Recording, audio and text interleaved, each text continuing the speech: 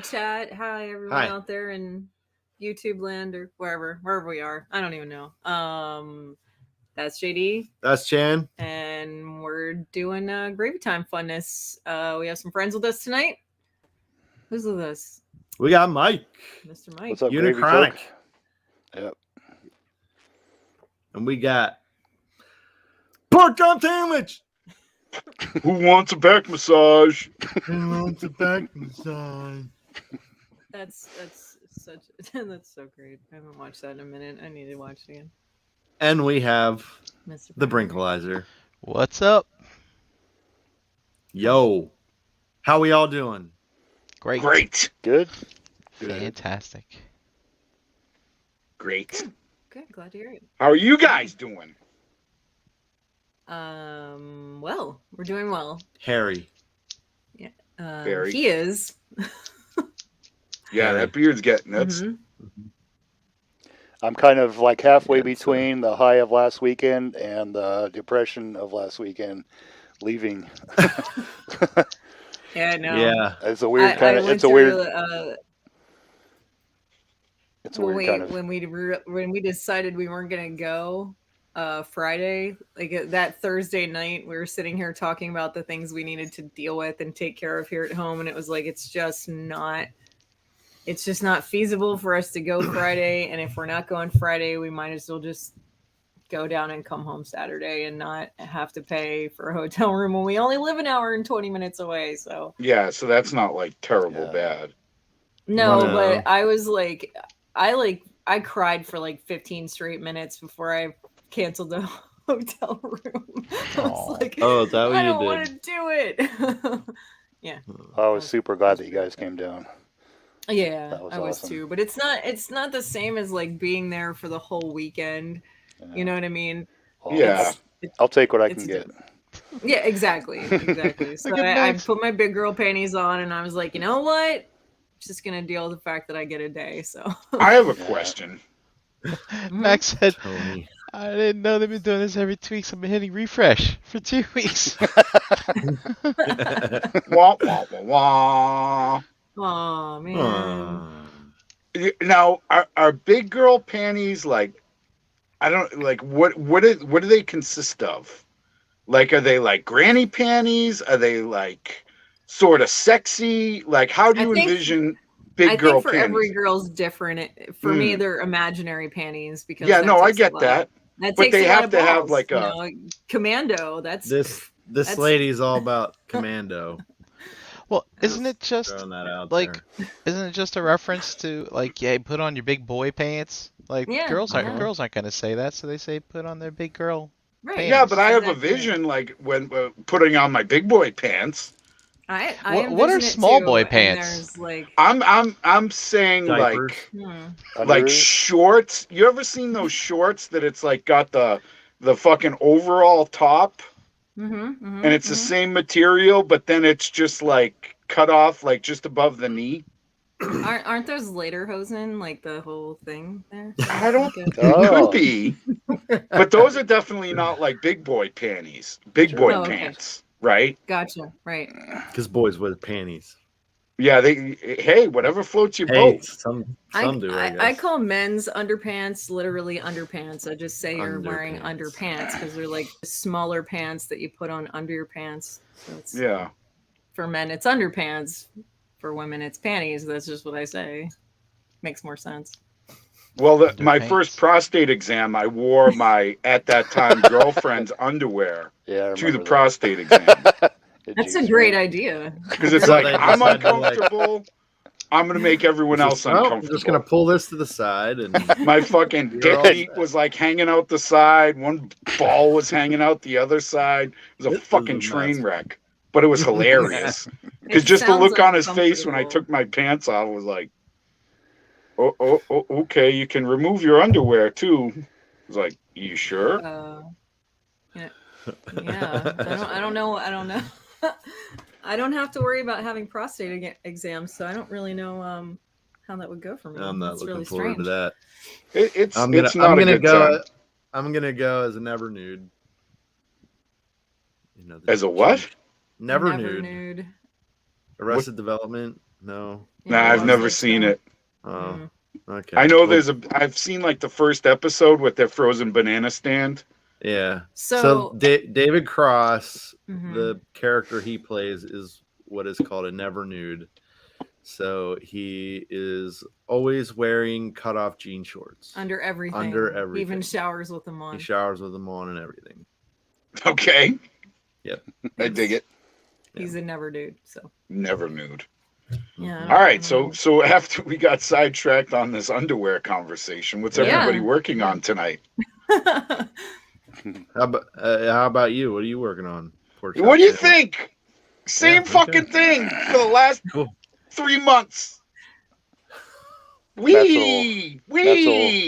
Hentai project there. Yeah, pretty much. So do you have anything?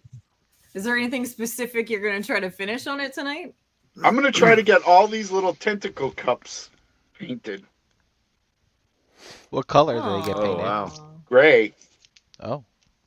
Because I'm doing a very dark, like a cool little diorama piece for Hellboy, who is very fiery. And so, like, I'm trying to play off the color wheel using, like, my Dio to be more, like, cool, dark colors versus brights. So no reds, no yellows.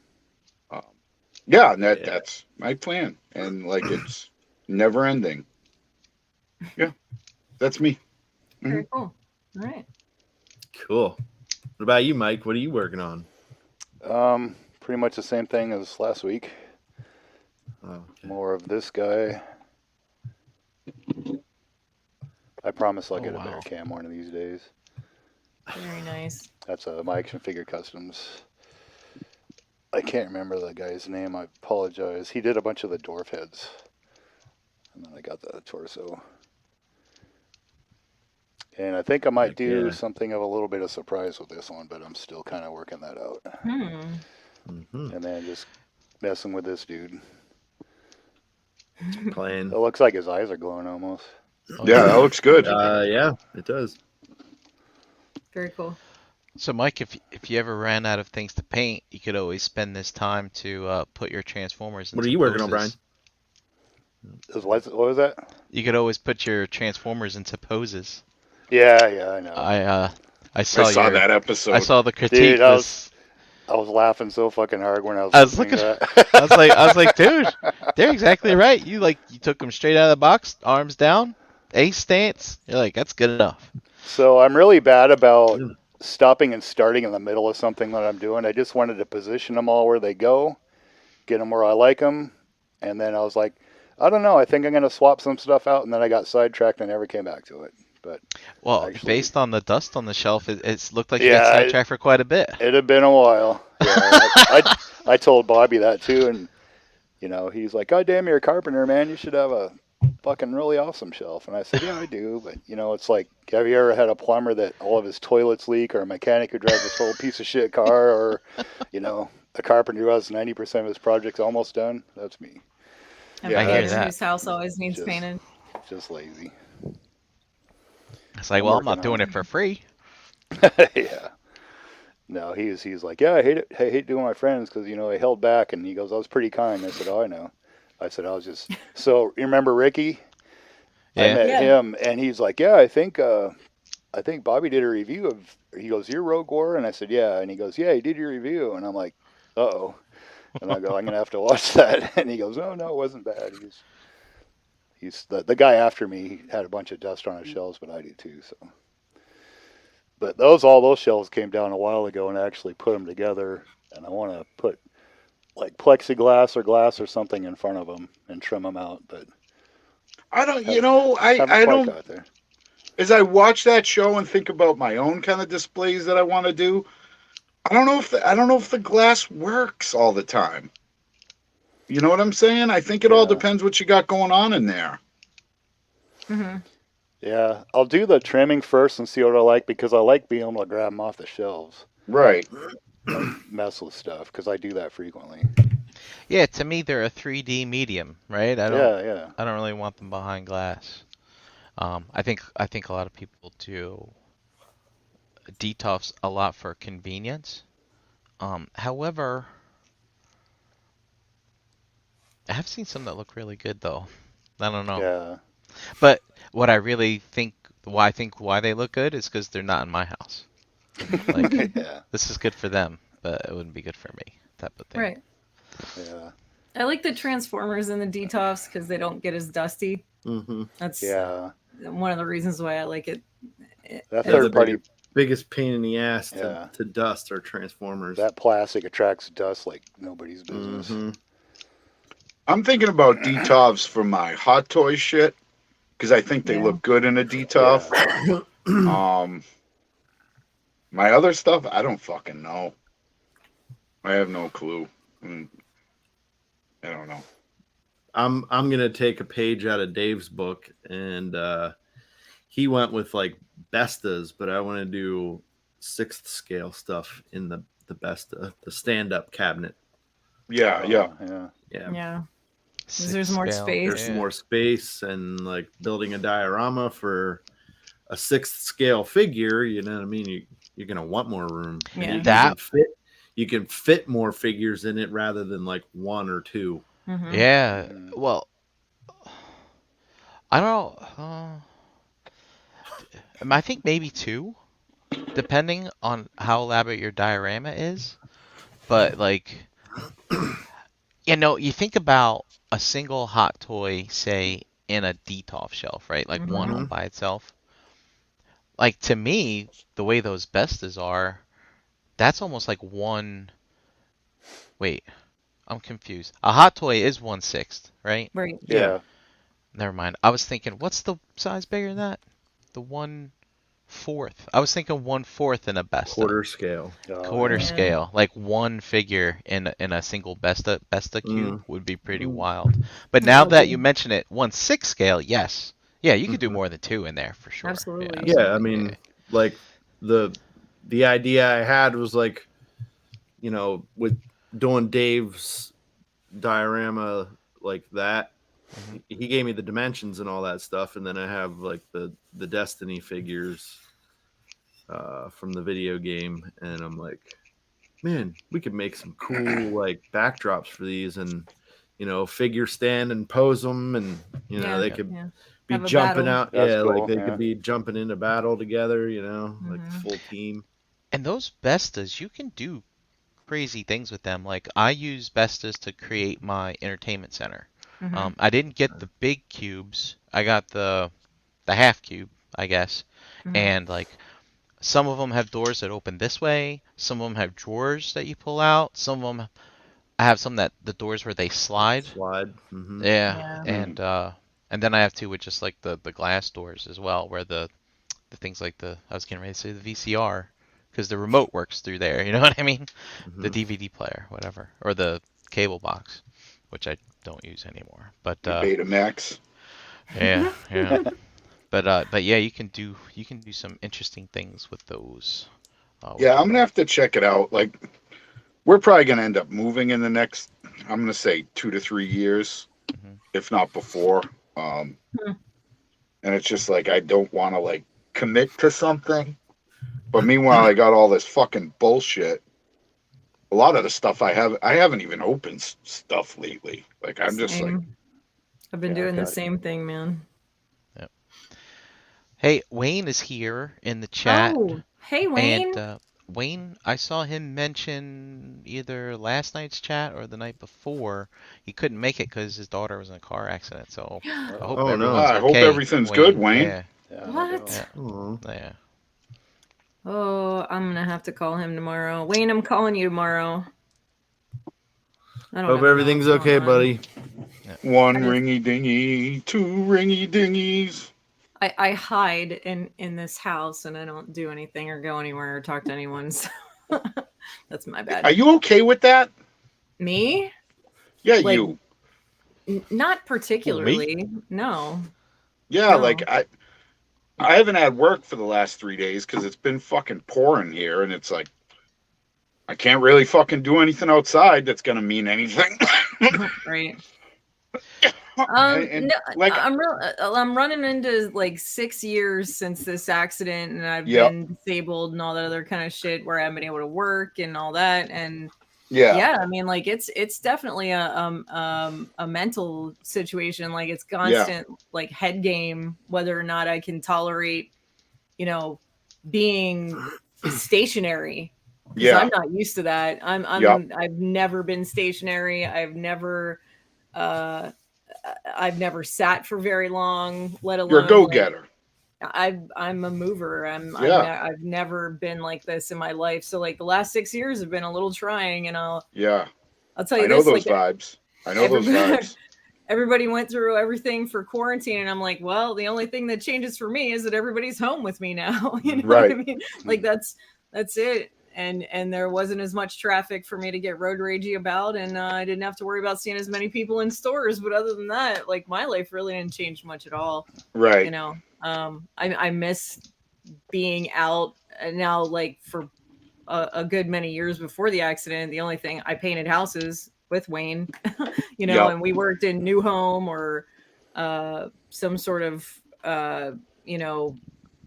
residential new construction addition stuff, or we would do private stuff for like a bedroom or a kitchen or something like that. But so I didn't work around a bunch of people, but I still got out of the house, a new work site every day kind of a thing, at least every week. And I miss that. I miss being functioning, and I'm a really good painter. I'm not. Yeah.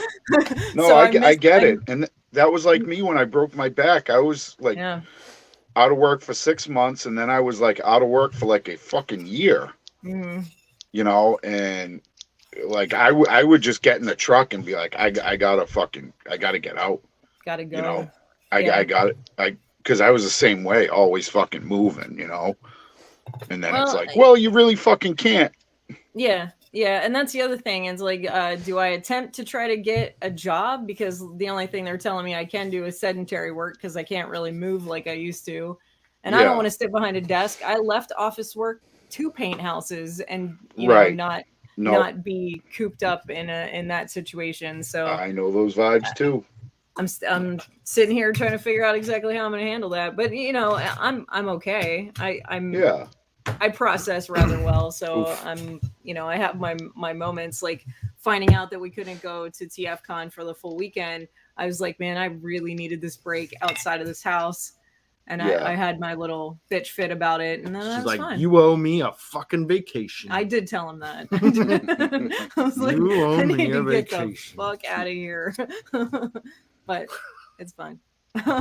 No, I get it. It's just like the last 3 days, it's like, it's so fucking dank and fucking gloomy. And, we're heading into that. So I don't mind the winter time. I don't mind that. But when it's like 9 o'clock, in the morning, and it's still fucking like dark out, it's like, it fucking robs me of all motivation. I get that. Where you just like, it's so fucking shitty out. You're like, oh, I'm just going to fucking lay in bed and watch wrestling all day. I need to find something to hold on to. That's kind of like what's gotten me through the last 6 years of doing this like this. Yep. It's kind of one of those, like right now, we have Thanksgiving coming up, and like friends may be here for that, and I have that to look forward to. Like anytime somebody's like, oh, we're gonna come visit, I'm like, yes. Just like a break from the mundane and the grind. Like yeah, because you fall into bad habits too, where you wake up and you do nothing, and you sit and you scroll on Facebook, and you're like, this fucking sucks. Like it's just that's just kind of like, you got to find a break, And I was actually talking to Gary about habitual changes, you know what I mean, like finding something else to do when you wake up in the morning other than the same thing you would usually do. So right. That was it was nice to talk to him about that for a little bit, but yeah, I'm all right. Gary's a good egg. He is. Yeah. He hooked me up with got me a beachhead, so I got a beachhead on its way. That's sweet. I had a good little conversation with him for a little bit. Gary's good people. Yeah, he's a hell of a good guy, man. Gary's fucking good people. Like He's got his issue with clowns and things of that nature, but that's okay. Well, that was part of the. I was telling him that I didn't like ET either, and we both kind of like instantly were bros for a second about hating on ET. Yeah, I never liked him either because he looks like fucking melted earwax. When Elliot went out and was following the Reese's or whatever, when he found him and he screams like, make that fucked up noise. It was like nightmare fuel for me for a while. Yeah, fuck you, E.T. Yeah. No God way. damn. It kind of reminds me of like Dumb and Dumber and What's the Most Annoying Sound in the World. Oh yeah. Anyway, It wasn't too dissimilar from that sound. I didn't hate ET. I still cry when I watch ET. So you guys can have that.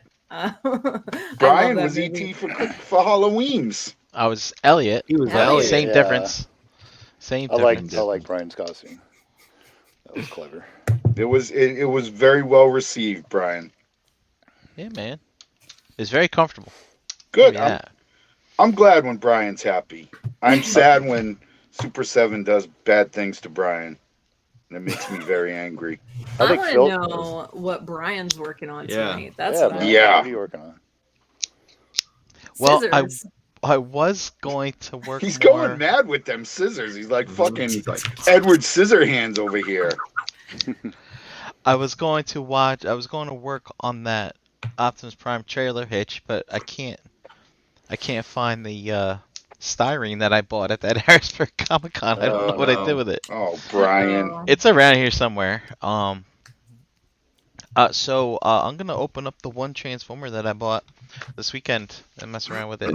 What did you buy? This Iron Factory Ultra Magnus. Very nice. Final Battle Armor. Is that Legend scale? Yeah. Correct. Yes. It's a Legends. Matt Nightwingham's asking you if you need a Firefly still. I got one. Yeah. So. I actually got two. I was able to score one, and then Sal came home with one day. Nice. And I was like, all right. He's one of my favorites, so. Oh, and by the way, we have a new person watching today. Slice Print Roleplay. What's up? Welcome. Thanks for joining us. Yeah. Thank you for joining. I don't fucking thank nobody. You're here on your own volition. Yep. Enjoy your dome. Sandwiches. All right. I'm actually. I want tobacco sauce.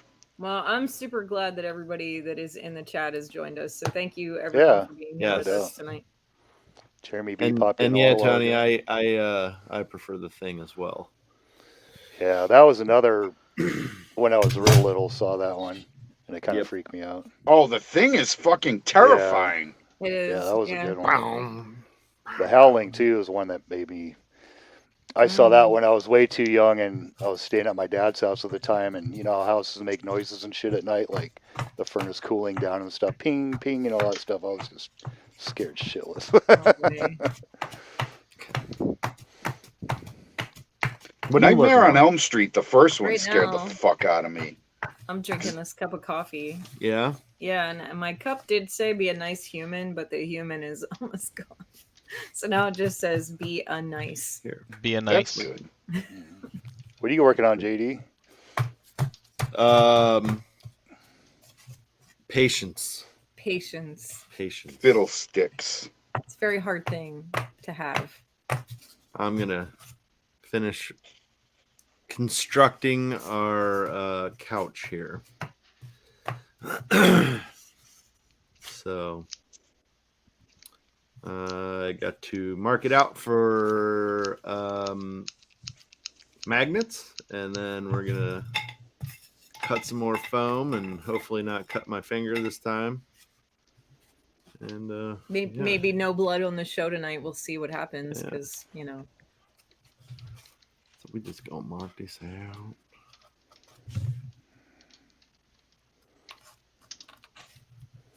You guys excited for Cosmic Legions? I am. Yeah, I love them, but it's just another one of those things where I'm sitting back going, okay, now we have to budget for this. No, I'm kidding. No, I sat today after I was done tattooing, and because there's a fuck ton of shit that dropped in the last week. Yeah, all that G.I. Joe shit. Yeah. So I went through and kind of filled my cart, so to speak, for the pile of loot. There you go. Did the mythics and instant custom. Instant. What you got? What did you do? Oh, I took the little face shield off and put him on a Fury Orc. Nice. Actually looks kind of cool. Those Dro drops, that line is actually starting to shape up into a little something. I can say that it definitely is starting to look better. Yeah. I was not thrilled with it from the get-go, and it's funny because I had I wish I would have had more time to hang out and talk to everybody over the weekend, but I had a very brief conversation with Gort while everyone was getting ready to do the pre-order stuff. And another good guy. Great dude, right? Great dude. And him and I both kind of chuckled to ourselves about the fact that some of the G.I. Joe customs that JD has done, I like way better. And it's one of the reasons why I'm not gung-ho about the classifieds. No pun intended. Gung-ho. Because I feel like they could have been better. You know what I mean? And I just wasn't that impressed. Like the Spirit's probably my favorite one that they're releasing so far. Yeah. With everything that they've put out and they did a really good job with that Spirit, because I think Brian and I talked about it. Like the original was okay, you have this Indian dude and he's got a fucking an arrow gun and he's wearing a fucking loincloth. right. It was a bit much, and I didn't think they were gonna go the Spirit route, or I thought they would do a Native American, more like the dude from Predator, right, that kind of vibe. But I'm really impressed. It's like they gave him a fucking sniper rifle. He's got his fucking dumbass bald eagle. He looks good, and it's not it's true to the character, but it's updated. It's not so well, here's our Native American guy. He's got a fucking headdress and a fucking loincloth. Right. And he can talk to buffaloes, they did a good job with it. I like the Outback, even though I'm not a huge fan of the Tiger Force shit. Yeah. Because it's just this old dude with a fucking beard that's all gray.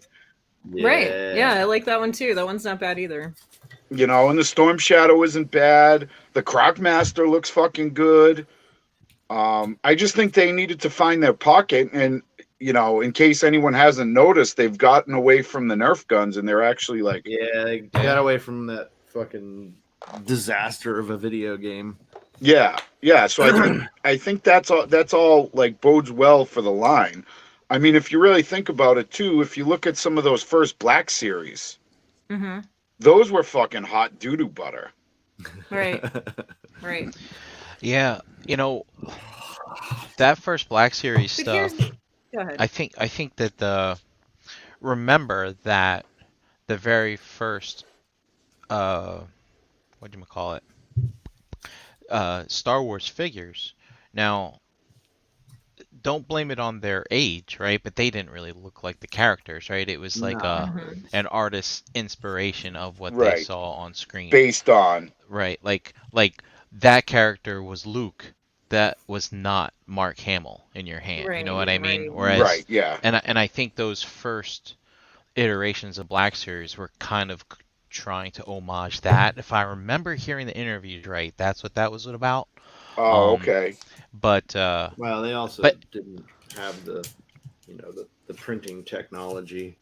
True, but at that point. There are some great sculptors out there. So if they wanted it to look right, I think they could have. But but that doesn't explain Well, I think the sculpt is there, because I've repainted a bunch of the Black Series figures. I've redone some of the faces, and Like the sculpt is definitely there. It's just the paint. But it wasn't. But it wasn't the actor, right? Again, it was like that's Luke, that's not Mark Hamill in fatigues. You know what I mean, type of thing. Right. Yep. Yeah, because that Dagobah Luke, that first one, I don't know who the hell that looked like, right? Yeah. But well, they still have a hard. I think Hamill's face is particularly hard to scan. All right, well, Han then. Yeah, okay, that's fair. But Matt, speaking to this G.I. Joe stuff, it's not that this first line of classified was doo-doo butter, as you say. No, I think it wasn't. I think it just wasn't in line with what people really wanted. You know, it was just they didn't find their lane yet. Yeah. I mean, the figures aren't terrible, but just with the fucking iron, like the bits of Iron Man armor on them, and they stepped too far away from the original designs. If they would have kept it closer, it probably would have been a lot more successful. But they stepped too far over that line. I mean, instead of crossing the line, they jumped the line. You know what I mean? Yeah, jumped the shark. There you go, Fonz. No, the classified line was to help sell a video game that failed. That's shit. Like it was a mobile game, right? I mean, give the fucking game away now. Yeah, that's what Wolfie just said in the chat. No, it was. You could get it on Switch, PS4, Xbox One. It was just shit. It was no good shit game. They put absolutely nothing into it. Yeah, and Greg mentions here in the chat now that and like all the characters use all the fucking Nerf guns and all that stuff. So that's where all those came from. And they of course they have the Nerf license. So whoops. Yep. And Greg mentions the sculpt work on the Joe figures is actually pretty good. Yeah, no, it's definitely it's definitely good. My point was that like they were like JD said they were basing it off this game that was fucking again doo-doo butter. Doo-doo butter. And they like went with it, but I think they heard like people like what the fuck? Like, yeah, I'm gonna buy this stuff, but I want more of a update those figures, but kind of stay in that theme of the OG shit. Right, yeah. And Spirit is a perfect Spirit is a perfect example. Give me that homage. That. Yeah. It's not like a Flint and Lady J, those were really good. They were. They weren't bad. Yeah, although Lady J's face is a little Yeah, I didn't like that. I don't like that. It looks like fucking Michael Cera. I like that you can make her G.I. Jane with the bald head. With the bald head, yeah, that's pretty baller. I'm just waiting for some fucking dreadnoughts. Like, come on, man. Well, there's one out. There's one. I got dreadnought. Say hi to Deluxe, and it was nice to get a hug from you, buddy. And he wants to know Deluxe. He wants to know if doo-doo butter is a spice, by the way. No, doo-doo butter is a meal of its own.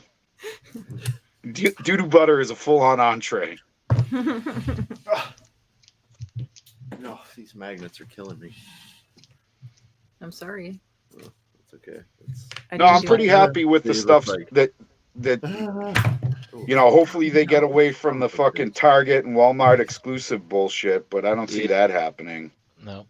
Did you see they posted a Cobra. Just broke that magnet. Don't eat it. Look at that. And the other one stuck to my hand because those are really strong magnets. These magnets are fucking stupid strong. Yeah, those little are they they got a special name, but I use those rare earth magnets, some shit. So when I do like my 40K and like mini armies, I glue one of those magnets into each base because the lip of the base is small enough, and then I can put all my, if I'm going to have a fucking war with some other fucking fat overweight nerd, I can just put everything on a cookie tray, and it's like the best way to transport shit. Look at you. You know, because the magnets are so strong, and I don't have to fuck around with like the foam containers that never work. That shit still gets all fucking smashed. And but I found that's the best way. But those magnets, yeah, they're pretty powerful. Mm-hmm. Did you see, talking about G.I. Joe, they announced a Cobra officer today, and Already got him. An alley viper. Did you see that? Yeah, he's not up for order yet. Oh no. So I asked the ROC focus group the deal on this officer. Is that gonna be like you can only get it through them or what? No. So he's on BBTS. Oh, if he you is? Yeah, I ordered him before I came on. Oh. But what I didn't realize is JD's like, let's take a time out while I order my toys. Yeah. BBTS did the 2-pack. It's Spirit and Storm Shadow, and they didn't say who the third guy was going to be because it was a wave of 3. So the third guy is the Cobra officer. Sweet. So if you got the 2-pack, you got the Cobra officer. Oh, okay. So you're good. And the Alley Viper, I don't know like when that's going to be released or what. I would assume it's a general release. If they know what's good for them, they're gonna like continue on the path they are on now, which is making all these main characters, like all the characters that people want, and the troop builders. They're gonna make those like general release, right? And then like your Tiger Force and your Python Patrol and all that stuff. That's gonna be your exclusive. Yeah, that's where they should be. All that shit should be the exclusive shit, and it should just be, you can go wherever and get, all the other guys. You just like. And Target has been better because I was able to order a barbecue. Yep. And I was able to order a Outback from Target. Oh. Mr. Jason Lowry. He just sent me the link for the BBTS. For the. Yeah, he sent it to me too. For the officer. And it was really nice to see you too, Jason. And the hugs were definitely necessary. And sorry I missed all you. Like I was at home over the weekend, and I'm like looking at all the fucking pictures, and I'm like, God damn it, I'm a fucking asshole. You are. I would call you an asshole. Yeah, definitely I'm pretty much idiot, a fucking asshole. But, yeah, idiot too. That fits. I'll wear that hat. You're always welcome to come here with Sal and I know. Thanksgiving with the family in a month. You should do it. And Mike and Brink will both be here that week. So I'll definitely. It's definitely on the agenda with a priority. I think we're going to do Thanksgiving here because Sydney's out of school for that week. So we're going to do like a Thanksgiving here. And just as a side, I would advise people to start buying their fucking Thanksgiving shit now. I will be doing that this coming week, actually. Because I think pickings are going to be slim. And I'll throw it out there.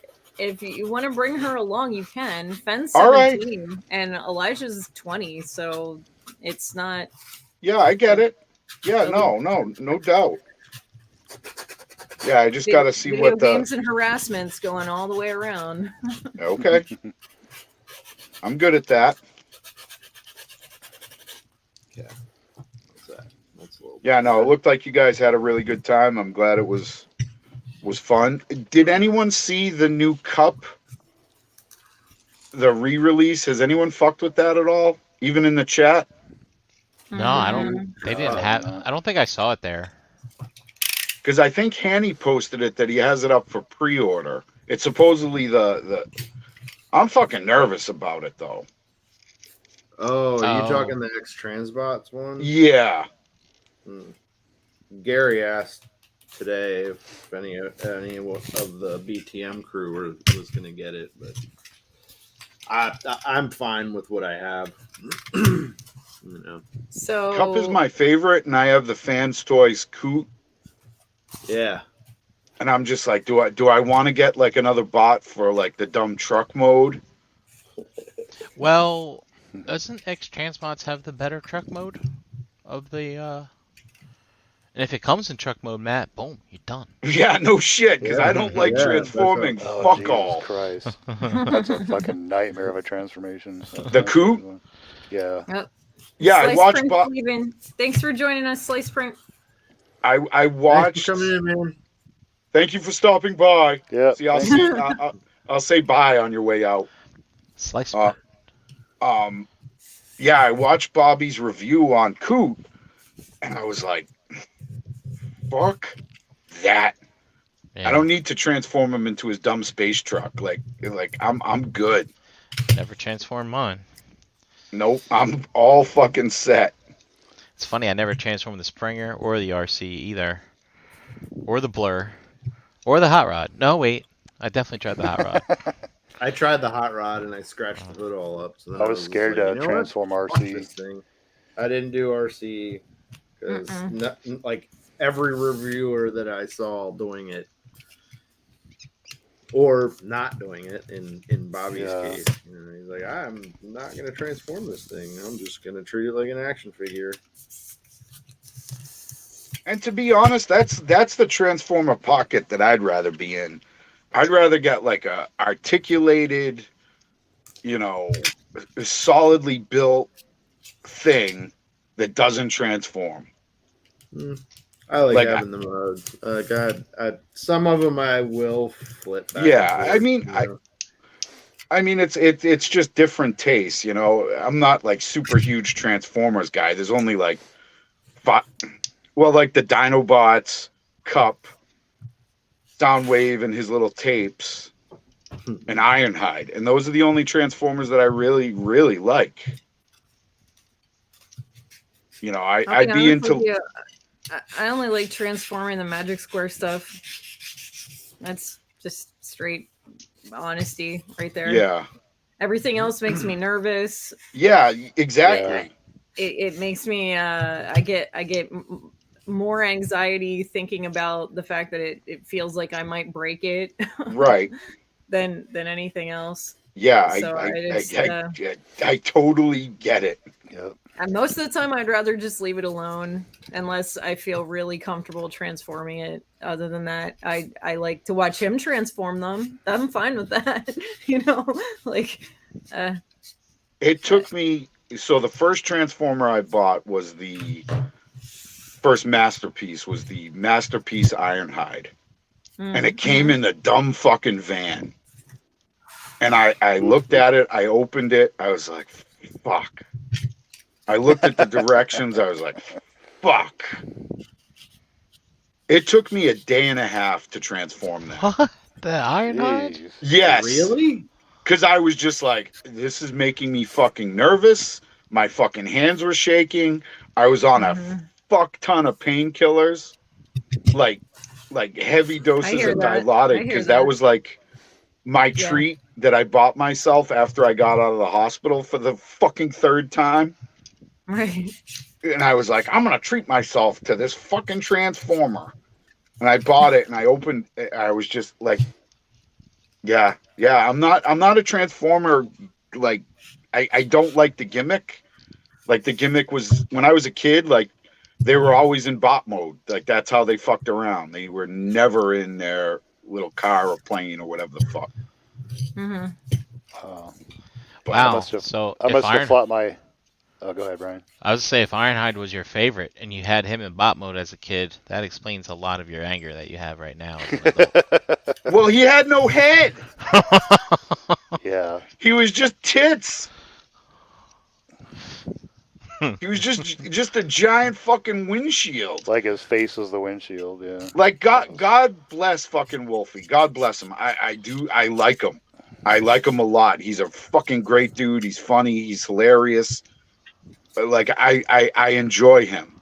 I don't know what the fuck he's doing with the G1 collection. Like God bless you, man. Like do you, boo boo. I thought the G1 Ironhide looked like a GoBot more than a Transformer. Yeah, it wasn't good. I don't know. There's a charm to those old toys sometimes. Yeah, I mean, it's not for me. I'm not like shaming anybody or whatever. Like, a little bit. Like, I just look at some of his pickups and I'm like, oh, I give it a thumbs up, like, because I know that's his shit.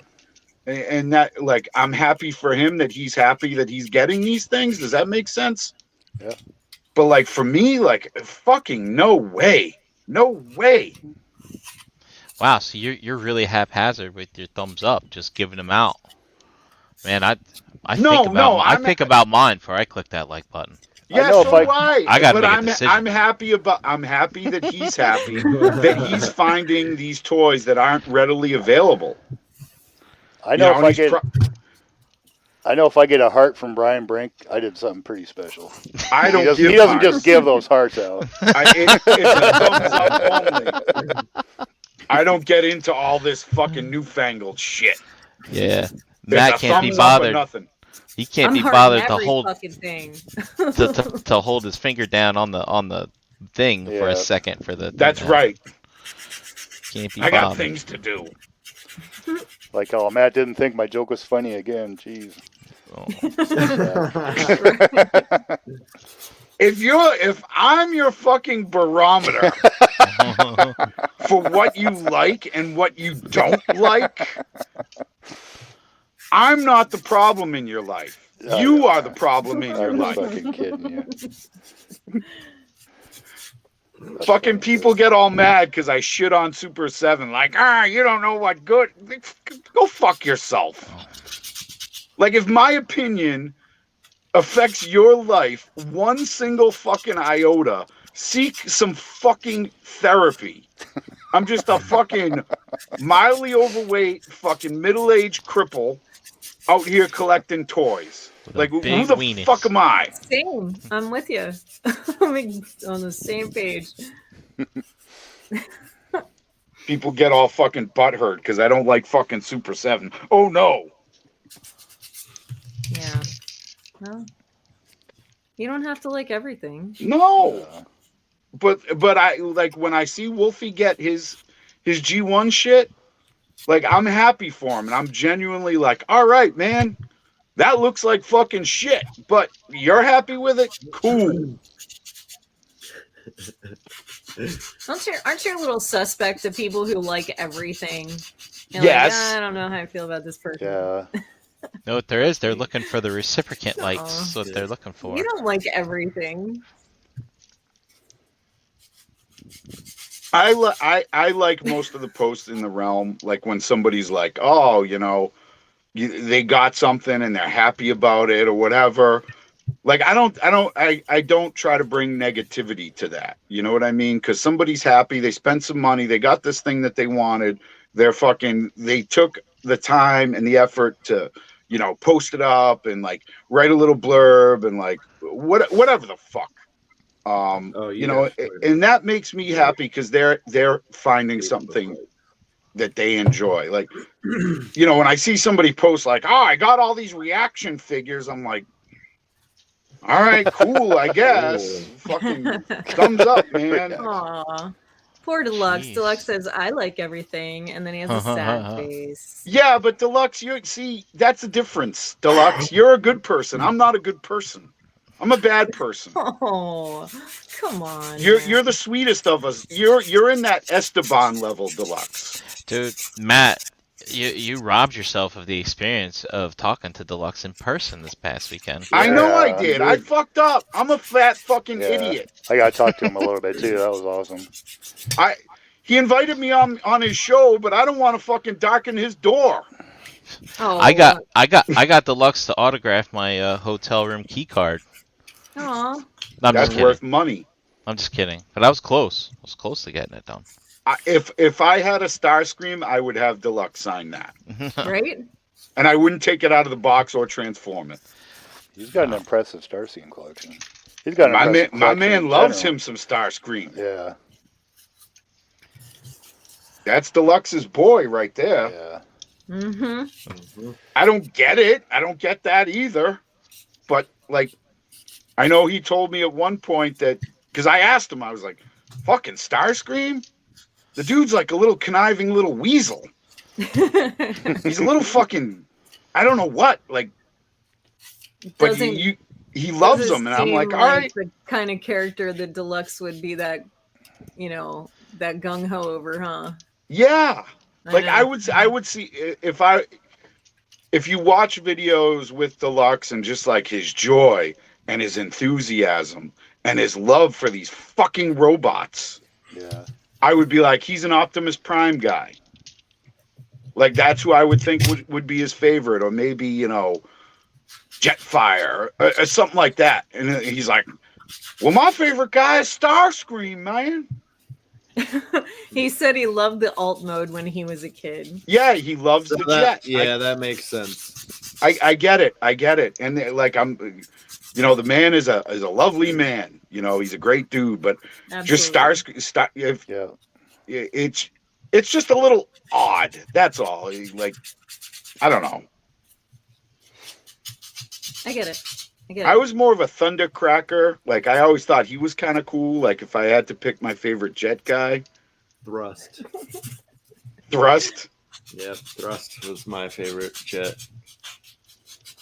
He said that you sounded exactly like him. He's laughing. Yeah, with my fucking terrible New England accent. Trying to do the lovely fucking dulcet tones of Matthew Deluxe Baldwin. I don't know about that. I think that's a fib.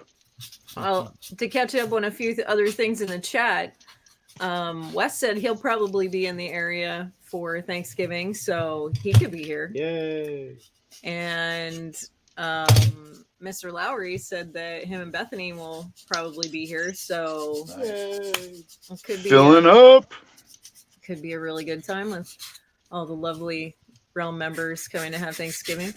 And then I think Jay also mentioned that when he hugged JD, their beards almost stuck together like Velcro, and it was really hard to pull. We could do a 3-way. We could. Not that kind of 3-way, you fucking sickos. This is a family program. Instead of a sword fight, you could have a bush fight. Yeah. Deluxe wants to know what you're making, Katie. So last week we started this, and it's a couch. It's a Dave Chappelle couch. Yeah. Jason made a big. That was awesome. He's a cool dude. I think I'm gonna need to watch a review to transform this Ultra Magnus. Is it difficult? Well, the thing is it doesn't transform into something I'm familiar with. I guess I could look at the back of the box, but it's like it looks difficult. And there's a couple hinges in here that I am afraid to pull on, so I'm gonna watch a review to see if someone else pulls on them before I pull on them. That makes sense. I'm not ashamed to say that I watch a review before I even open the damn box. Oh, yeah. That's probably smart. I'd like to give it a shot. Just because the third-party instructions just suck. I mean, yeah. I don't think I've ever looked at third-party instructions. Maybe the first time was like Hercules, and that was it. And then I have a few times, but Wes wants to know what Magnus. It's the Iron Factory, Wes. The Iron Factory IDW. final battle. Final battle. It looked like this for a little bit before I started messing with it. Yeah, but back to the Transformers thing, I would be happier with like a solid figure that could stand on its own, that had a bunch of good joints. And then if you want like an alt mode, like give me like a Matchbox car size alt mode. You know what I mean? Like I don't need the other thing.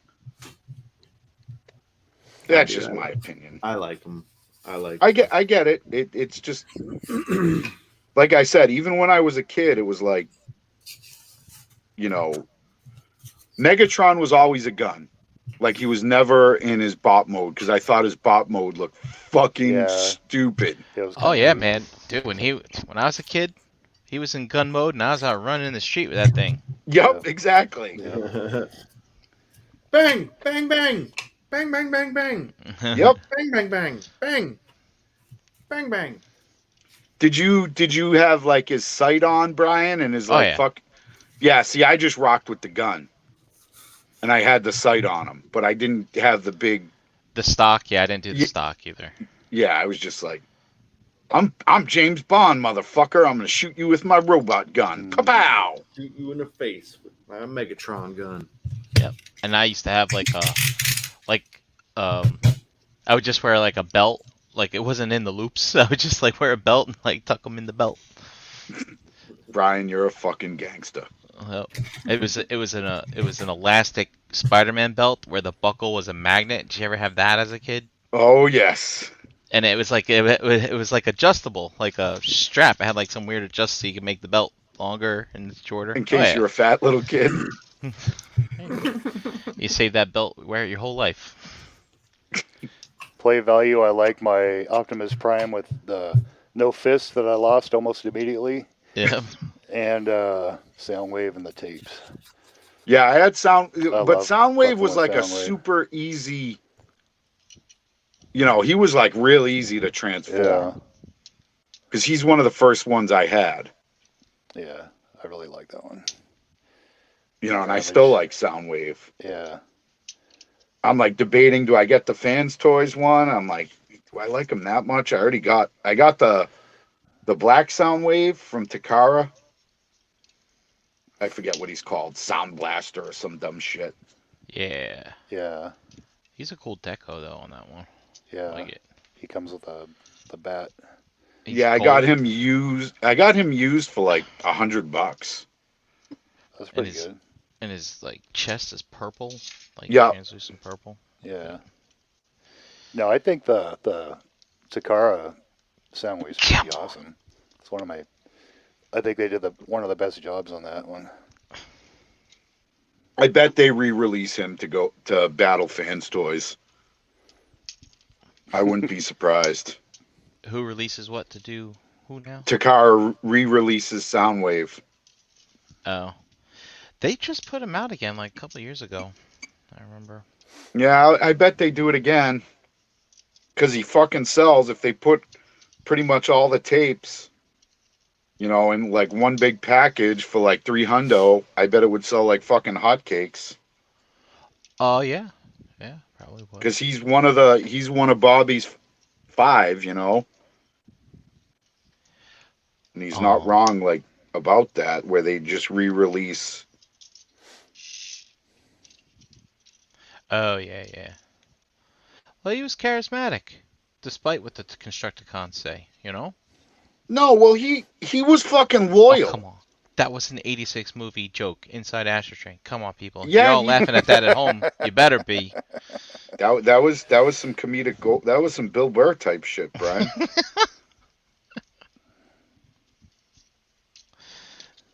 No, I liked him because he was loyal. He was always fucking loyal. I liked his voice. Yep, his voice was cool. He was just.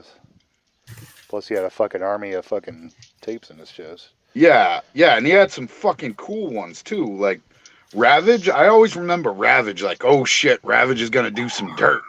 Yeah. Yeah.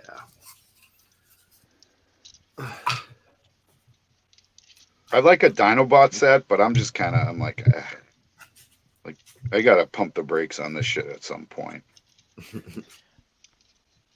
Hey, well, you're getting Dinobots in the main line now. Yep.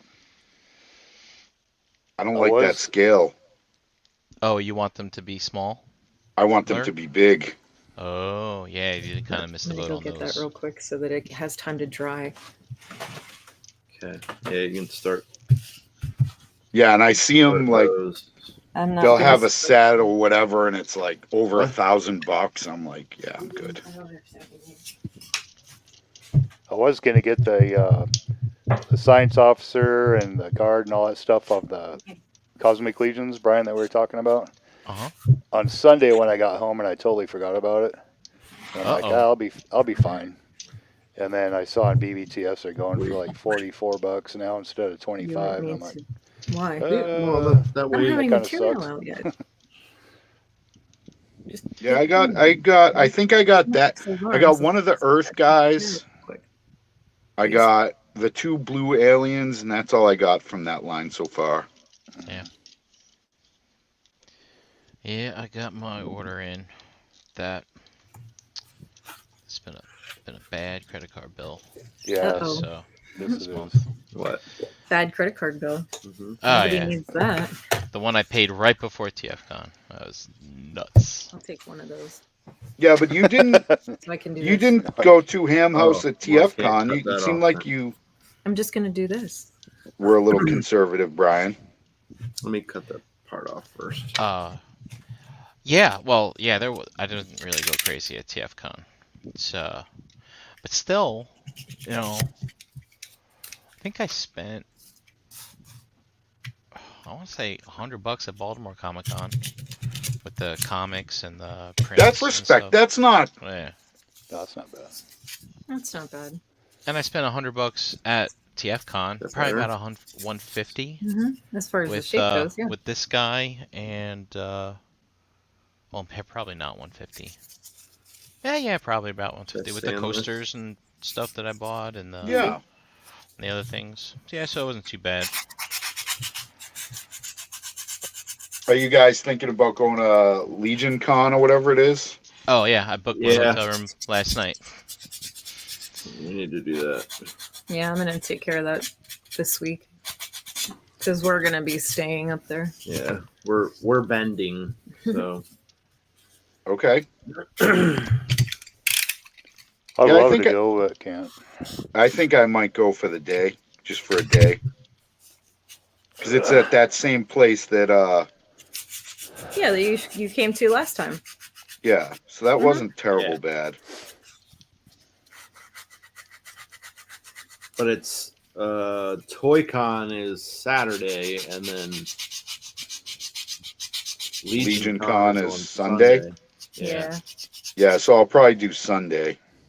I mean, I'd like to see you guys. I'd like to see Pink. Yeah. I think I might try to make that happen.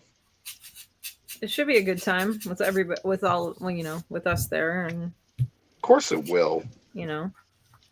And I'm sure that Gort will probably be there because he doesn't live very far from there.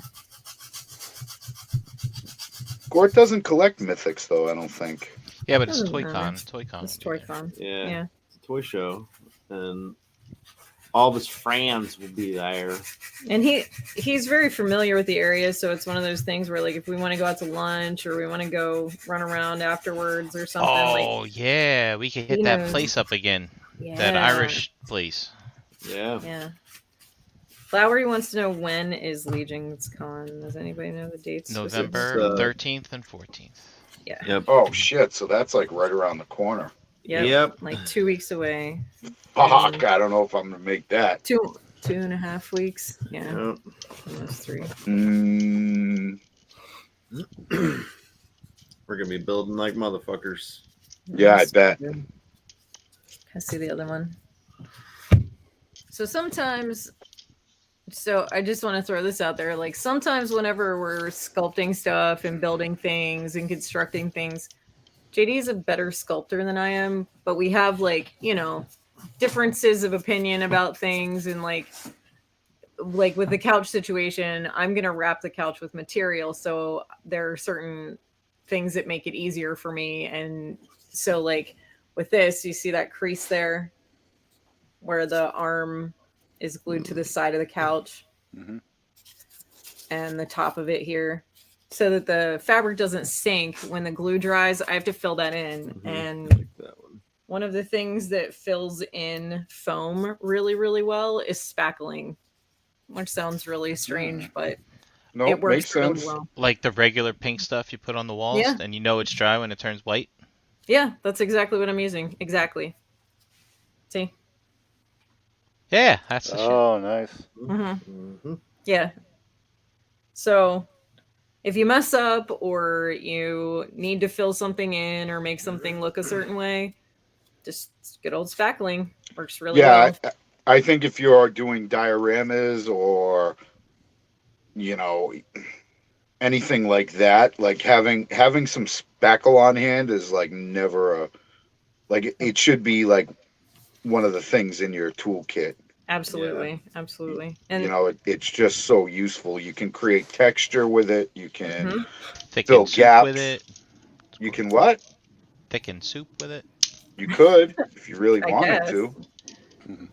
We did Dave's Dio, which is like a Ninja Turtle sewer Dio, and it has God, that was freaking fantastic. We actually used spackling in between all the bricks so that it looked like mortar. Oh, yep. Wow. Yeah. So that's also a possibility. There's lots of It's also cheap. It's not like a real expensive, hobby type thing, like. Right.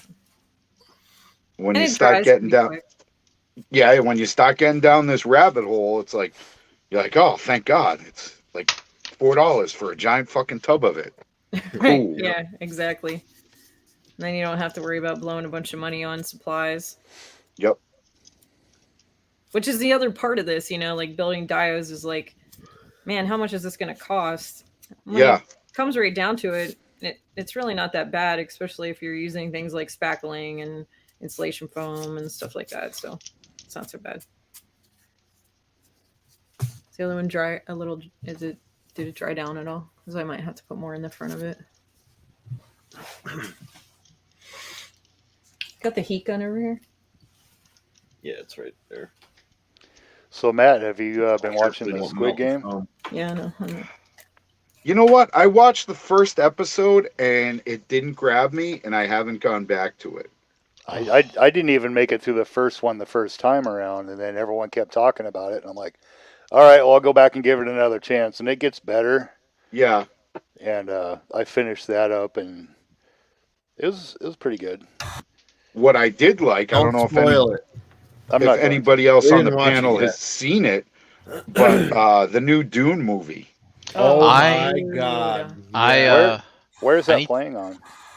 HBO Max. Oh, yeah. Of course it is. I don't fucking have it. I need to. There's a half hour in the middle that I missed. I watched it as soon as I got home from TFCon. I was so dead tired, and I know I missed a half hour in there. And I woke up and I was like, I don't feel like rewinding. I'll just go back and rewatch it later. Yeah. I dug it, man. That was so good. Like, I didn't realize that they were gonna do a trilogy. Well, I think the first book is 2 movies. Oh, okay.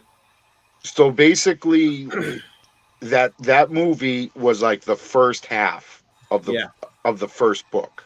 Okay. Oh. So the second half is going to be the second movie is going to be the second half of the first book. Right.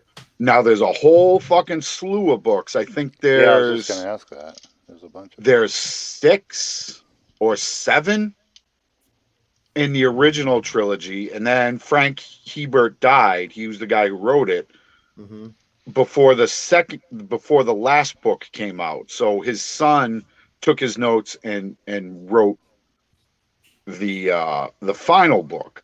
But he did a bunch of prequels that are a mixed bag that are okay, but those books get real fucking weird real fucking fast. So if you're like into it, like I would recommend reading the first 3 books because those are all pretty solid. After that, like even people who are big Dune fans are like, yeah, it gets fucking weird, like real weird. But I enjoyed the shit out of that. Yeah, that's good. Yeah, it was really, really, really good. I was surprised at Momoa's performance. Well, don't spoil it. I won't spoil it, but please. The character in the book is he didn't strike me as Momoa because I'm a big Dune fan. I love Dune a lot. Yeah. But I was a little concerned too because I'm not a huge Momoa fan, so I was a little like, I hope he can pull this off.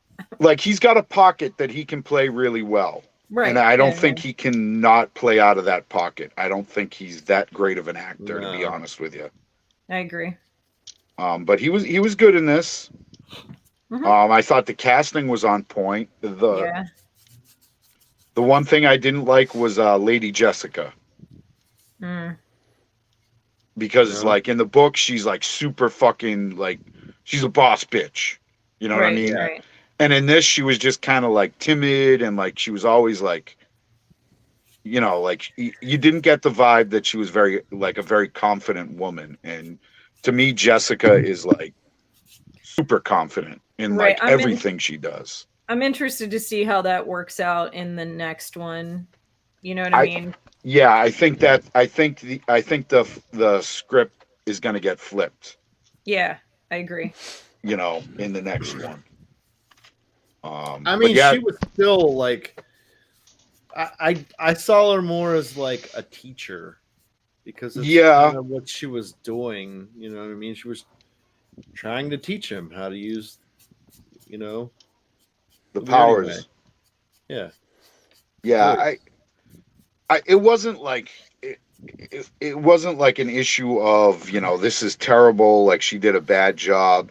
It just seemed a little bit off to me from, you know, what you expected. Yeah. But not to the extent where I'm like, this is fucking garbage. Right. Yeah.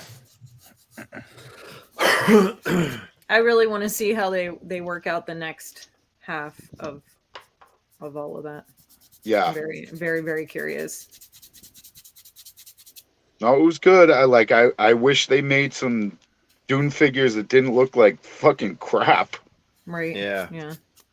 Yeah, and like we were both kind of apprehensive about the kid. I was, yeah. You know? Really?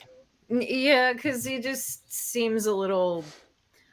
I don't know, kind of the same way you're seeing Lady Jessica. He just seemed kind of like a scrawny little kid who needs a sandwich. You know what I mean? Like he just seemed like he wasn't, in my opinion, just visually seeing him, I didn't think he could handle that role. You know what I mean? I was like, he was a scrawny little kid. You know? But I get it. You know, he killed it. He did. He did a very good job. Killed it. I mean, and that was Paul in the first half of that book was like questioning himself. Like, I'm leaving my home for this fucking, you know, shithole. And like, everybody knows this is a fucking setup. You know, everybody knows that like, oh, you're getting Arrakis. It's like, yeah, that's not really great. It's not a good deal, man. No, it was like basically setting that the Atreides up for failure. Right.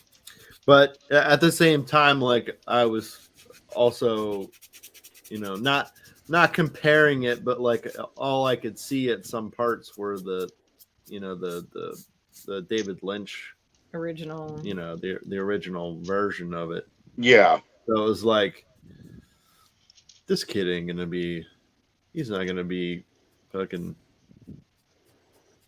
Right. You know, he's no what McLaughlin. Kyle MacLachlan. Yeah. Did you guys ever see the TV series they had? There was another remake of the Dune. Children. Oh, it was terrible on Sci-Fi. I didn't see it. Yeah. I didn't think it was that bad. I don't think it was an episode or two, but I missed most of it. It wasn't the Children of Dune, but I know there was that one. But there was another one that was almost like the original Dune movie. It just had I don't know any of the fucking actors in it, but it wasn't nearly as dark as the first Dune movie. Yeah, that's the thing that threw me off, Mike, was all the fucking costumes. Yeah, they're all like light brown and all that stuff instead of black and evil looking and shit. Yeah, like because I've always, even reading the books, like the Dune like universe is fucking grimy. Yeah, right. You know, like it's just fucking gross. Mm-hmm. And it's not a good universe to really live in. Right. Like if you're just like a random dude on, you know, yeah, you're lucky if you work for the Atreides because they're, you know, relatively good people. But if you're like born on Gidi Prime, like you just fucking kill yourself. Yeah. Right. Because it's a fucking trash hole. Like, and nothing good is ever going to happen to you. So watching that because I was excited for that sci-fi. I think William Hurt was in it. Yeah, I think so. Yeah. There were a couple of like mid-level actors in it, and it was too fucking bright, and I couldn't handle it, so I tapped out on that one. I might actually try to go to the theater and see Dune in the theater. See it on the big screen. Yeah. I'm gonna do coffee because it's kind of slow. I didn't think it was that bad. Like we actually paused it at one point because the dogs needed to go out. We were in the middle of doing a bunch of stuff, and we paused it, and I was like, wow, we're already like an hour or something into this. Yeah, we were like halfway through it or whatever. I was like, we got like an hour and some odd to go, and I was like, this is. I didn't think we were that far into it. I thought it was moving along fairly nicely. And it could be, compared to the Lynch one, like it is and the so much easier to follow. Holy shit! Like they really, they kind of spell everything out for you this time around. Like the David Lynch one, they just. I mean, you got to watch that like fucking 10 times before you truly start you're like, oh, that's... Yeah. Well, the introduction when they're kind of explaining all the shit. Yeah. It's like, you don't catch all that in one blink. I will say Sis had no idea what Dune was about. Like, Fen didn't know anything about it. And she sat here and watched the new one with us. And she really liked it. Like, she walked away with like, this is really cool, kind of a feeling about it. So I thought that was really cool too. Somebody who knows nothing about it was just that interested in it, because I've tried to introduce the older one to some friends and other people's kids that I have known over the years, and they were all like, this is lame. I can't follow this. I don't really want to watch it. Yeah. So unless you're like really, really into it, you know what I mean? It was cool that she really found it that interesting too. That she wants to watch the other ones. Okay, so I filled in the cracks. Be over here, there hasn't been anything going on in the camera. Right, I know. Okay. Yeah, I'm like, what are you guys doing? Is JD sculpting by osmosis? I'm trying to fill in the cracks, and he's trying to get me in the camera, and I'm like really fucking crazy nervous about being under that camera. I don't really want to be. I don't want people to see my hands. Not exactly feeling good about this part. So Matt, I bought that first Dune book, and I got about 10 pages into it, and I probably would have understood Stephen Hawking's universe better. They were throwing a lot of names out right at the very beginning. Constantly going back and what was that? Can you see how I filled that in? Can you tell at all? I can see. Oh yeah, I can see it. Yeah. And the top of it too. So the fabric doesn't sink in there. Like these bottom creases don't matter as much, but that's going to matter when you wrap the material. You don't want anything that it's actually going to sink into when the glue starts to dry. So just trying to get it to hold a little bit of a shape without having like a deep crease to fall in. So right, yeah. Spackling, guys, get some, use it. It's also good for like you can coat walls in it, and then like just lightly sand it, and it kind of makes it look like like you're in Tatooine or something like that, Get some nice texture in the wall. Yeah, he used it when he did the Jetta dio that we have. He cut it to look like bricks underneath, and then he spackled over top of it, and then when it dried he just kind of broke it out in certain areas, and it just looked like stucco that broke away from brick, whatever. Nice. So that was pretty fun to play with that kind of texture too. If you give me, these are gonna have to dry for a bit, so that's probably not gonna happen tonight. I just want you to know that. Yeah, it's fine. I mean, we're an hour and 20 minutes in. We can always. Well, there's only so much. I'll tell you what I'll do. I'll get the bottom, and maybe we'll talk about some materials we can. Oh yeah. We can do pick some stuff out. Yeah, we'll let everybody help because So these are bottoms. Yep. This is the back of the couch. Yep. This is the bottom of the couch, and that's the back of the couch. And then here we have the arms. So. Are you going to show us some swatches? Yes, I am. If you give me just a minute, I'm going to go grab them. You know what would be baller? If you guys could find the shining carpet. Oh, dude. I have an inside track on material made out of the pattern from the shining carpet. So you could do like a shining carpet couch. Well, I'd have to order it. I mean, I'm just saying. That would be really cool. I do know a specific, very beautiful lady who is recovering a chair with the shining carpet material that she found. Oh. Yeah. Yep. Who's this? Vanessa. Oh. Vanessa found it, and she's gonna send me the link because I told her I need to get some of that. But she's gonna reupholster a chair with that material. If you guys give me 2 seconds, I'll be right back. That's pretty cool. Did you guys happen to notice the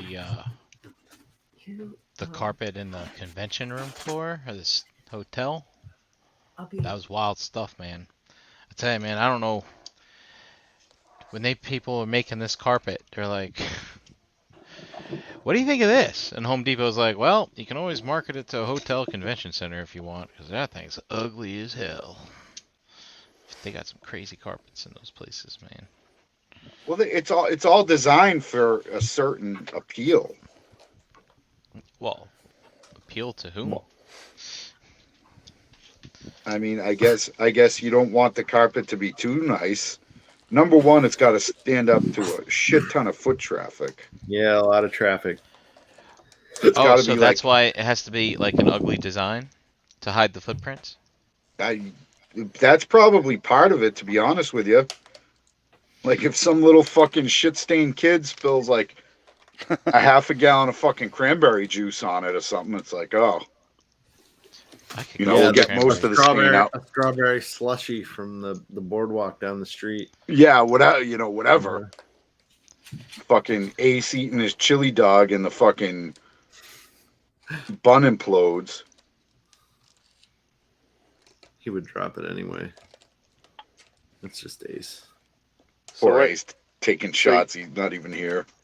So you're watching the Squid Game, JD? No. We didn't start it yet. Okay. So it gets better, Mike? So yeah, so if you do end up liking it, there's a show called Alice in Borderland. Yeah. You would like that one too. Yeah, I've had that recommended to me by I think Kelly Pinkerton recommended to me. So I put it in my watch list. As soon as I'm done getting through this Seinfeld binge, man, I'm all... I love that they have Seinfeld on Netflix. Oh, it's been... Yeah, I think I'm up to season 5 now. Oh, wow. Ooh, I got 4 more to go. I don't know if I'll see how I can power through. Kiba. But I was watching an episode today, which triggered a discussion that I wanted to have tonight. I'll bring it up when Shane gets back. Is it spooky? No, it's not spooky. Oh. Seinfeld's not scary. Yeah, it is. Can be. I've never been a huge Seinfeld fan, but I fucking love Curb Your Enthusiasm. Yeah. Like, I like Seinfeld, don't get me wrong. Like, I was anti-Seinfeld for a long, long time because my mother likes it, and she usually just likes trash shows. Like, her favorite show of all time is fucking Dr. Quinn Medicine Woman. So that just shows you, like, what level of fucking garbage this woman likes to watch. And And she's just like, you need to watch this Siegfried. She couldn't even say the fucking name of it right. She's like, it's so funny. I'm just like, no. That's what your mom sounds like? Pretty much, yep. Yeah, I wouldn't watch anything she recommends either. Yeah. Yeah, that's what Super 7 needs to come out with. Dr. Quinn Medicine Woman figures. Fucking fly off the shelves. They come with enough accessories, they just might. I will say that Slive from the Thundercats, he looks fucking good. Yeah. I need to. Yeah, he is really good. He's sitting in my pile right now. I was gonna ship late last week, so it would come this week, but I'm glad I didn't, because there's stuff just rolling in day after day. So I'm going to go ahead and wait till the end of the month. Yeah, I'm in that same boat. I got a Goliath in there. I got he's pretty too. The Redeco Scarlet. Yeah. I have a few things in there. Speaking of Scarlet, we got a little screen sharing to do. Let's get it. And speaking of G.I. Joe, you want to see something quick? Yeah, I do. Yeah. Yes, we do. Whoa. Oh, shit. Oh, yeah. Look at that. It's courtesy of our friend Tyler. He 3D printed this, and I got it all. That's My fun. base coat is on. Great. I just gotta weather it. I gotta get the sticker sheets for it. Mm-hmm. Yep. Hell yeah. Yeah. But yeah, it's like. Now, do you have to print out the stickers yourself? I mean, I could if I wanted to.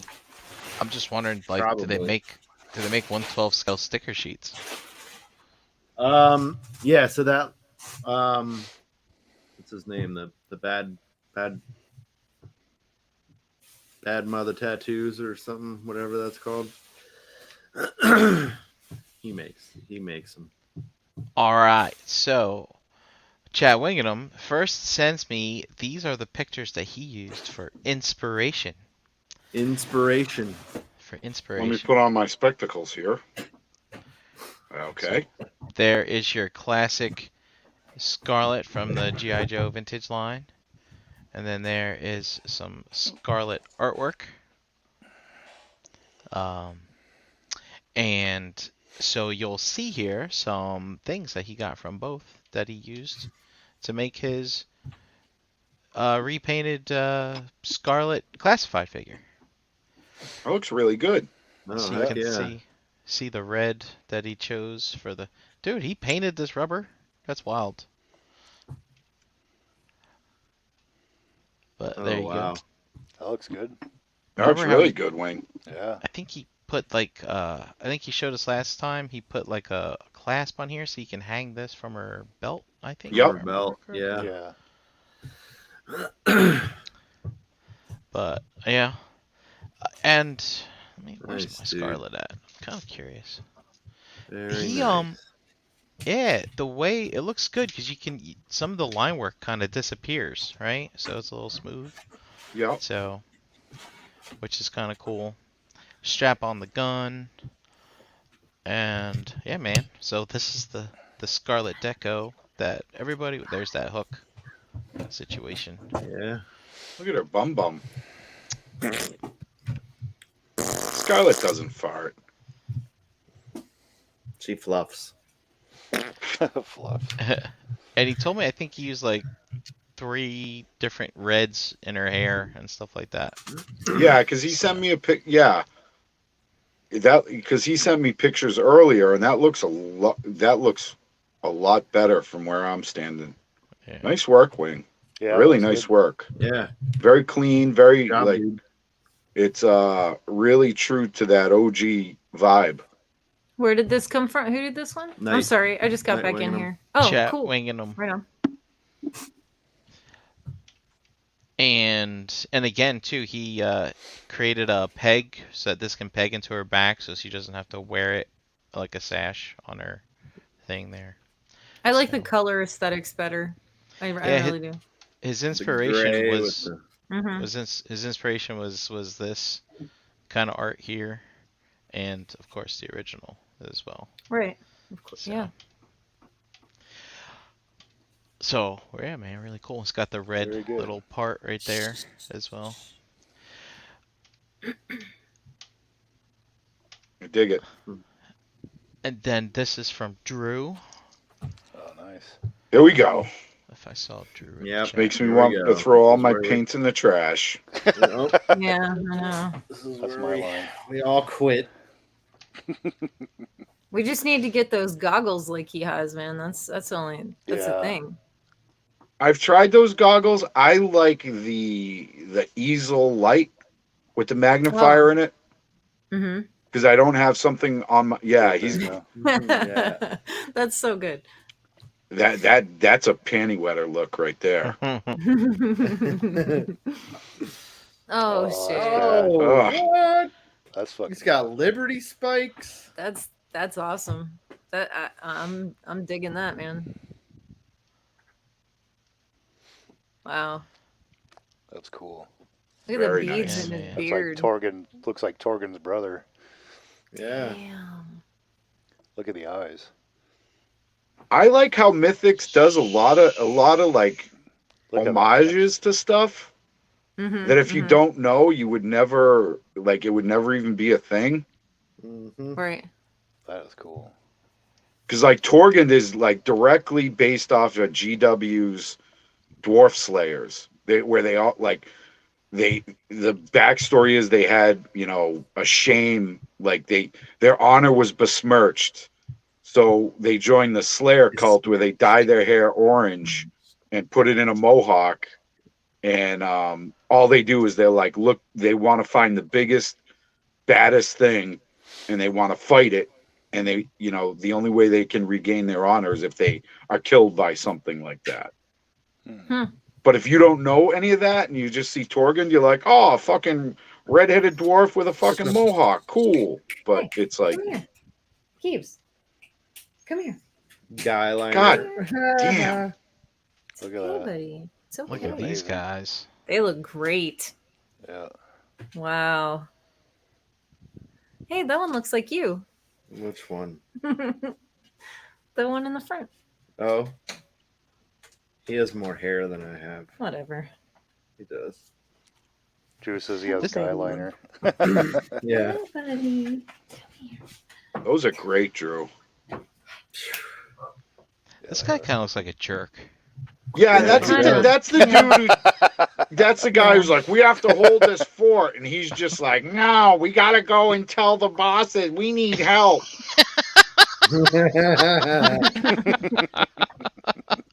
Just that fucking Weasley guy. Like they're in a siege and they don't have a lot of food, and then this motherfucker, like, somebody has to get something out of his fucking bedroll, and he's got like 9 chicken fucking wings in there, and meanwhile the other guys are starving. Well, it's not my fault you guys didn't want to stop at Pub 99. He almost looks like Agent Smith a little bit to me. Yeah, he's got a very dickhead look. Yeah. Does he have a mole? Mr. Anderson. Yeah, he looks like a real douche. We really do not does. use electric. What good is a phone call if you are unable to speak? Oh, that was pretty good, actually. Yeah. Like the other guys that I'll roll with, that guy'd be like, Yeah. Nah, homie, we ain't got room in the car. Yeah. Exactly. These are all fantastic, Drew. Great job. This guy in the back. This guy's in the back's like, wait till this guy goes to sleep tonight. I am totally going to fuck with him. That dude agrees with you, Brian. He's like, I'm watching this motherfucker. He's getting the stock full of quarters. Yeah, how'd this motherfucker end up on the squad? Yeah, blanket party for that dude tonight. Yeah.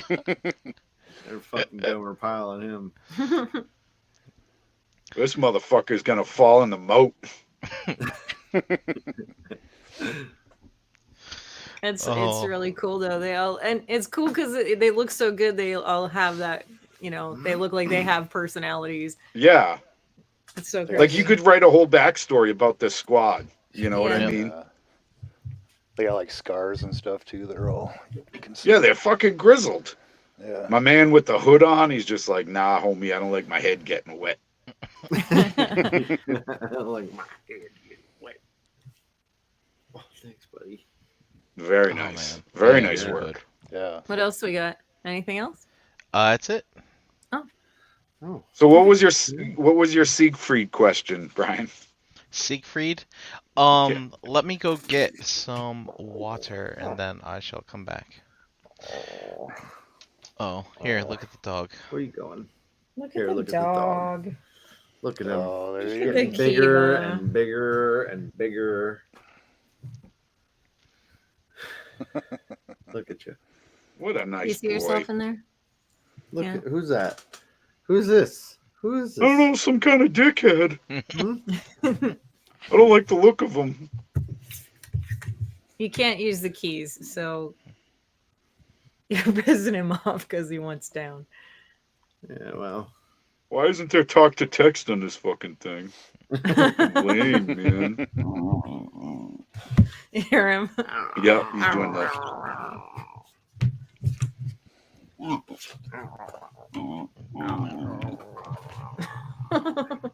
Are you talking? You're telling him you don't like this. Go. Are you telling him? What up here? Oh, grouchy kid. Yep. He's only 5 months old, this kid. He's going to be a big one. Mm-hmm.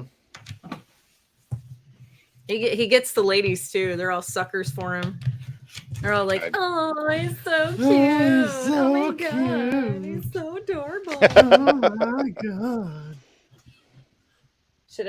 I saw somebody pushing a stroller around TFCon, like the floor. Oh yeah. And dude had his dog in a stroller, like all zipped up with like mesh all around it and stuff. I don't know if I dig that. I think it's kind of crazy. I was like, oh, we could put Chewy or Kiba in a stroller and take them along next time if we want to. Yeah. I'm not sure how that would really work out, but it's an interesting thought, I suppose. I'd be afraid of the dog expecting that kind of treatment every time. Oh, it's okay, crazy. I'm ready to go for a ride in the stroller. Let's go. It's just like people with like pocketbook dogs, it's the same kind of concept, I feel like. It's just a lot, Yeah. Like I've been in the supermarket and like somebody has their dog and if it's a legitimate, like assisting dog or whatever, like I'm all about that life. But like this lady just had like a straight up German Shepherd on a fucking leash and he fucking shit all over the fucking canned food section. Oh man. It's like, come on, man. Like come on. Like, do you really need to bring the dog to the fucking supermarket? Like, what are you doing? Yeah, that's not okay. No, it's yeah, just... that. I mean, I'm not gonna lie to you guys. We've taken Kiba to Target with us a couple of times and put him in the cart. Right. I mean, there's levels, but I just feel like people are like and I love my dog, but my dog's a fucking asshole. Like I can't take him anywhere where there's gonna be another dog because he fucking loses his mind. That's how Maisie and Otto are. Then I would be really concerned with. I mean, Chewy can be like that too, but once she kind of meets the situation, she's fine. Otto and Maisie are just nuts on the regular. Like you walk in the house and they're all over you, even if you live here. Right. It's ridiculous. If they're out of our yard and we take them for walks, I mean, they hear another dog and it's just craziness. I don't want them around that shit. Yeah. You're just not doing them any favors. All right. No, I mean, they're sweet kids, they're good dogs. Yeah, no, same thing with Happy, but like he sees another dog and he's like, fuck you, I'm going to fuck you up. Right. Yeah. It's the same relative situation. And it's mostly Otto. Otto's very aggressive. Is very, that small man complex. Well, that's little Happy too. Yeah. Yeah. Kiba, come here, buddy. Like now that as soon as Kiba started getting bigger than him, he was like, fuck you, dude. Yeah, I'm good with you. I don't even like you, man. Yeah, go fuck yourself. I was here first, fucker. Yep, that's exactly it. And he's like, he's very, like, once in a while he'll want to play. He'll be like, okay, I'll play with you for a minute. But as soon as he's done, he's like, get the fuck away from me. And you can hear it. You know what I mean? You can. Yeah, well, he's like, all right. I reached my point with your fucking dumbass. The other end of that is he is 10 and he has arthritis really bad in his back, so he doesn't have a whole lot of tolerance anyway. Right. He's a good dog. He's just no. Same thing with Happy. Like Happy is, you know, he helped me when I was like, you know, all fucked up and I couldn't leave the house for a fucking year. Right. You know, it's like I had fucking Happy to hang out with. You know, while the girls were at work and school, and it's like, yeah, but he just can't with other dogs. It's like when I'm walking him or Sal's walking him, if a dog's coming down the road on a leash, we have to go to the other side because he fucking loses his mind. And he'll go at the dog. And it's hard because people will be like, oh, you know, like want to come over with their dog. Like, let's let them play. And I'm like, nah, man. No. Yeah. Like, Happy ain't about that shit. He's going to fucking bite your dog and he's going to try to fuck him up. Like, just don't. Yeah, Chewy's definitely the loud one when it comes to that kind of stuff. And Otto is more like, just get him the fuck away from me, kind of a, you know, he gets real tense. Chewy just gets loud. You know, we get around people or dogs she doesn't know, and she sounds like she wants to rip their face off. but that's just how she talks. Right. Yeah. Right. Yeah, I get that. She's actually the sweetest one of the bunch and sounds the meanest. Yeah, we get that. But I understand what you mean about like people trying to get their dogs to, you know, like, oh, we should get our dog, you know, let me bring my dog over and to say hi to your dog. And I'm like, no, don't. Yeah, it doesn't work that way. Like, no. No. And for the most part, they're fine. They're just, you know.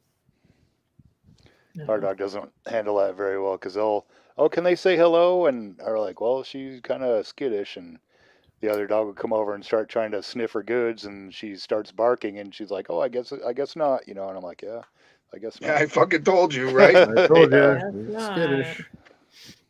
Like when Gort and Audrey brought their dog with them one weekend, they came to stay with us, and it was fine. It's just Otto was really weird with their dog, you know. Maisie just wanted to like sniff around and check her out and hang out for a minute, and Chewy was a little scared. She's scared more than anything, and we were mostly just worried about Otto because he was like, I want to eat this dog's face, you know what I mean? Like it's just he got all tense and just was acting kind of nutty, and I was like, well, we'll just keep him sedated.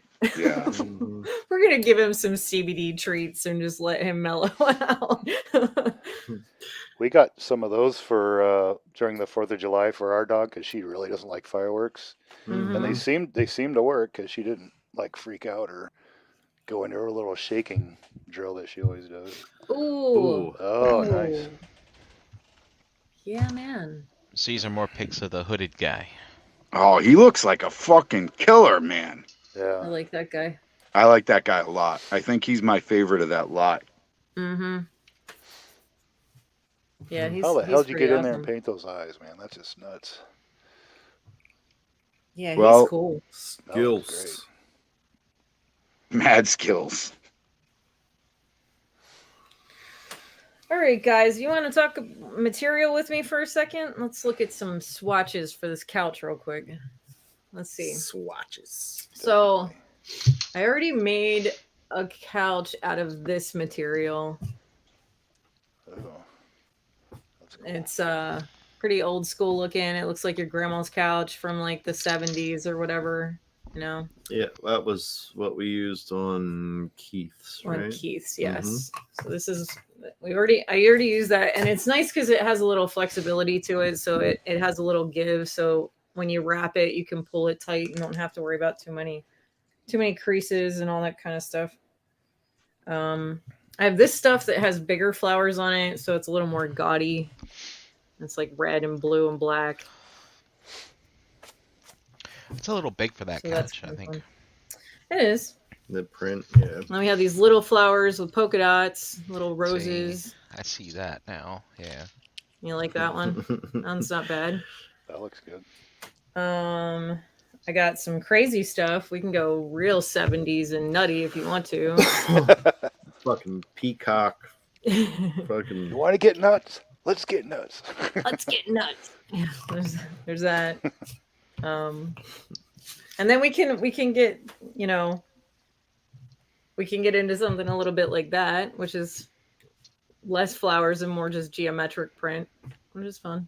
You know, something else we can mess in. Or we can get real freaky and go purple velvet. Fuck yeah. Yeah, I'm kind of feeling that one. What venue is this couch going to be in? We don't know. Wherever. It doesn't matter. Pillows would definitely be cool out of that material. Yeah. Purple. Well, I can definitely make pillows out of it. We could kind of go with the roses for the couch if you guys want. I mean, it doesn't matter. It's up to you. I'll let you guys pick. Chat, anybody have any preferences? Which way we want to go? Two for the purple velvet. Nice. That purple does look good. Hey, it's fun, right? It is a little different. Purple. It is purple. 3 for the purple. 3 for purple. Yeah, purple. That velvet works. Yeah.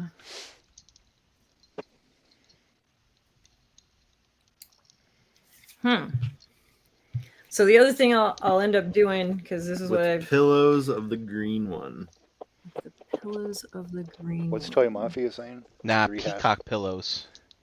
Peacock pillows with the purple, huh? Is that the third one he likes? Toy Mafia says he doesn't know. Doesn't know. Well, there's purple.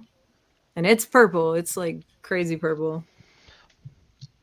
We'll stick with the smaller roses as the other option. Because that's nice. And then we have the geometrics, which is pretty good. We'll steer clear of this one because I've already done one in this, so we don't need to throw that in there. Keep that one out of it. That other big rose one, Kim would probably like that for just a regular shirt or something. That's something that she was like, oh, look at this. Well, I mean, that's the other thing that I've come to find. Like, when you're dealing with something in this scale, you can just go to like the Goodwill or something and pick out a couple of shirts and use them, or you know, something funky that was at, you know, the Salvation Army or something, and just pull it out of the dollar grab bag kind of thing. Just wash it up and you can use it.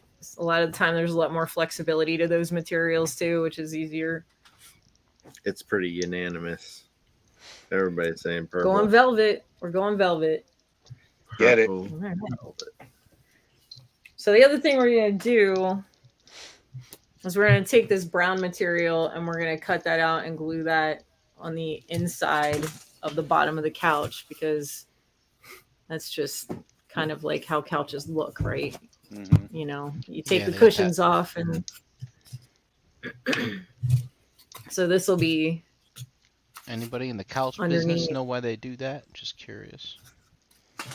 I don't know. Maybe it's to save. Maybe it's to save money on the nice material, I guess. Why they do what? Put the brown material underneath the cushions of the couch. Because it's usually more sturdy. Does that make sense? Because there's a lot of wear that happens under there. And you also don't need like a fancy color on the inside. You know, and I imagine it's like probably cheaper. It's not like something that you'd really want to set your ass on every day. Right. You know, but it's made to be sturdy, like a little more rugged than the actual material of your couch. easier to clean, perhaps. Yeah, that too. Maybe it's easier to find loose change on it. That too. We're also going to take this black material and cut it out Oreos. to fit loose on the Cheerios, bottom of the bottom. Because, you know, like on the bottom of your couch, you always have that piece of material that's hiding all the springs and all the stuff underneath. So we'll take this black material and do the same thing. Nice.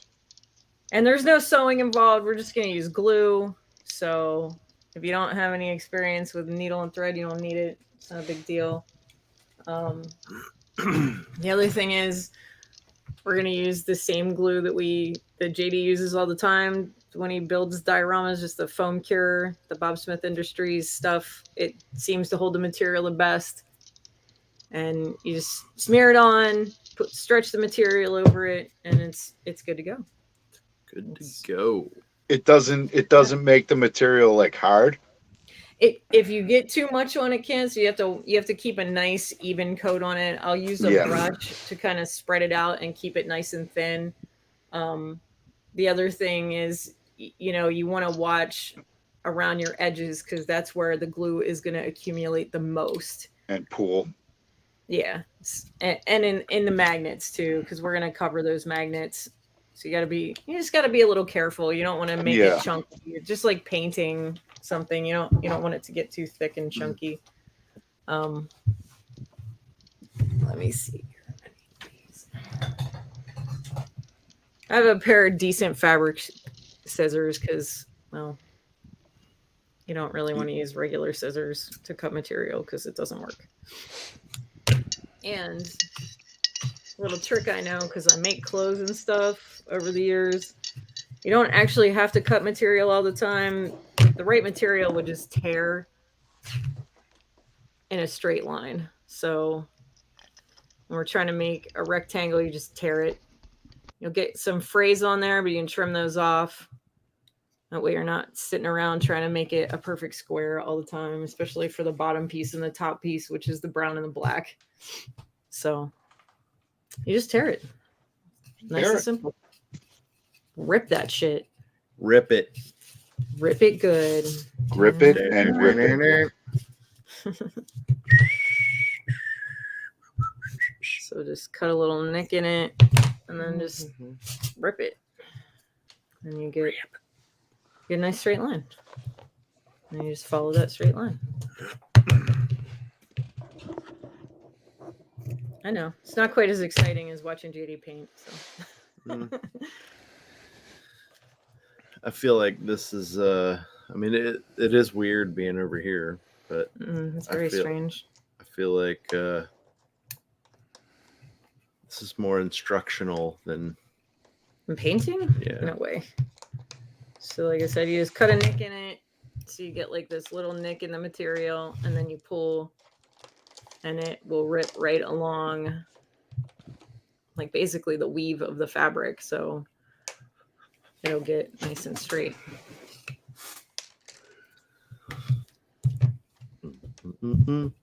But those are the only places you're going to have to worry about it being straight at all is the top piece and the bottom piece on the bottom of the couch. The rest of it's just going to be pulling and gluing and then trimming later. So Drew says, it is exciting. I am learning stuff. Well, I mean, when it comes down to making any soft goods, it's good to know how to get straight edges on material because that's a very difficult thing to do. Yes, it is. You know, you can try to cut something 1,000 times and still be like, where the fuck is this straight line at? Yeah, when you can follow the weave, right? And cut along the weave. It makes it easier. I bought some fabric for capes at Joann's or something, and got a brand new pair of scissors and everything. And the lady's like, "Just use these just for the fabric, and that's it, nothing else." Yeah. As soon as your blades get dull, it ain't gonna cut nothing. And that's absolutely correct. I was having trouble with brand new scissors anyway. Well, fabric isn't like paper, you know what I mean? And some fabric's really thick and it's hard to get through. And some of it's super thin. And then you end up with situations like with this little piece here, it's super thin. And if you can see how it's frayed right there. along the weave.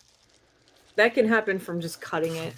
That can happen from just stitching it, so you have to be really careful and really play with the grid of the fabric.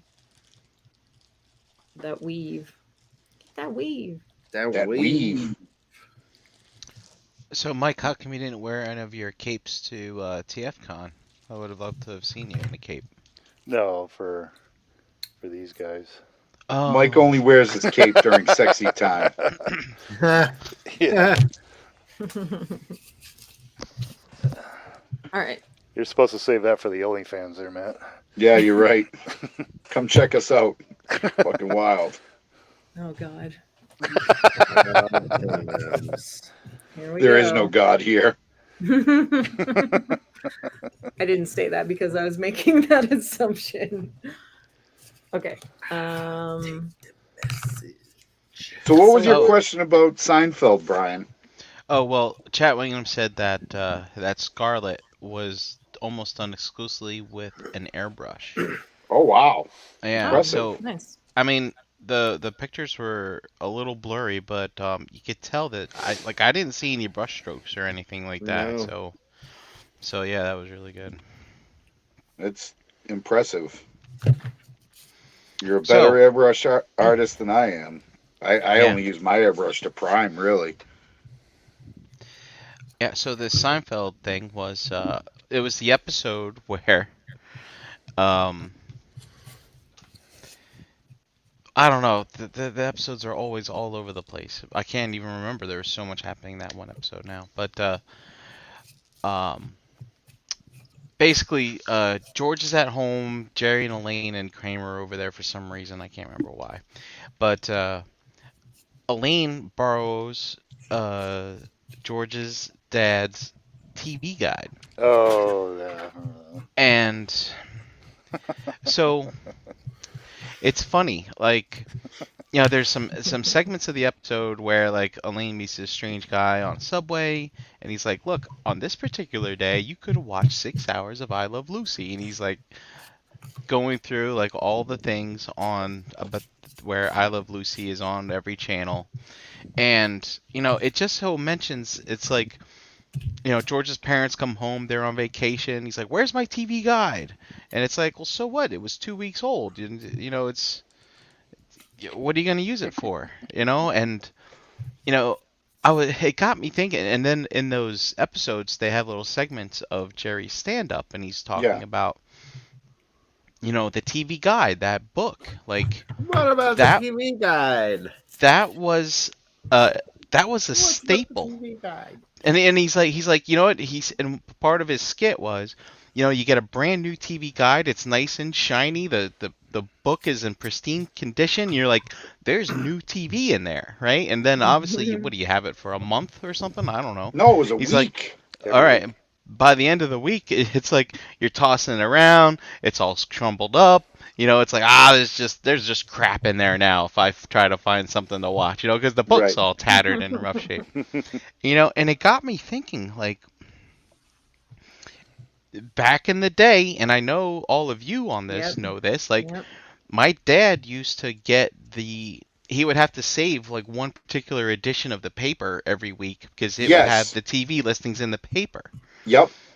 And he would go through and he would highlight things. And he'd be like, oh, Brian, there's a show that, hey, E.T. is coming on Thursday night or some shit like that, Yep. And it's like, I'm like, wow, I remember that as a kid. Like, you would have to remember what channels, what times shows were on. And, like, there was channel surfing, but, it was a pain in the ass. There were TV guys, right? I mean, because otherwise you'd have to walk up to the TV and change the channel with your hand. Flip a dial, right? Thunk, thunk, thunk, thunk, thunk. Yeah, like and 6 or 7 options.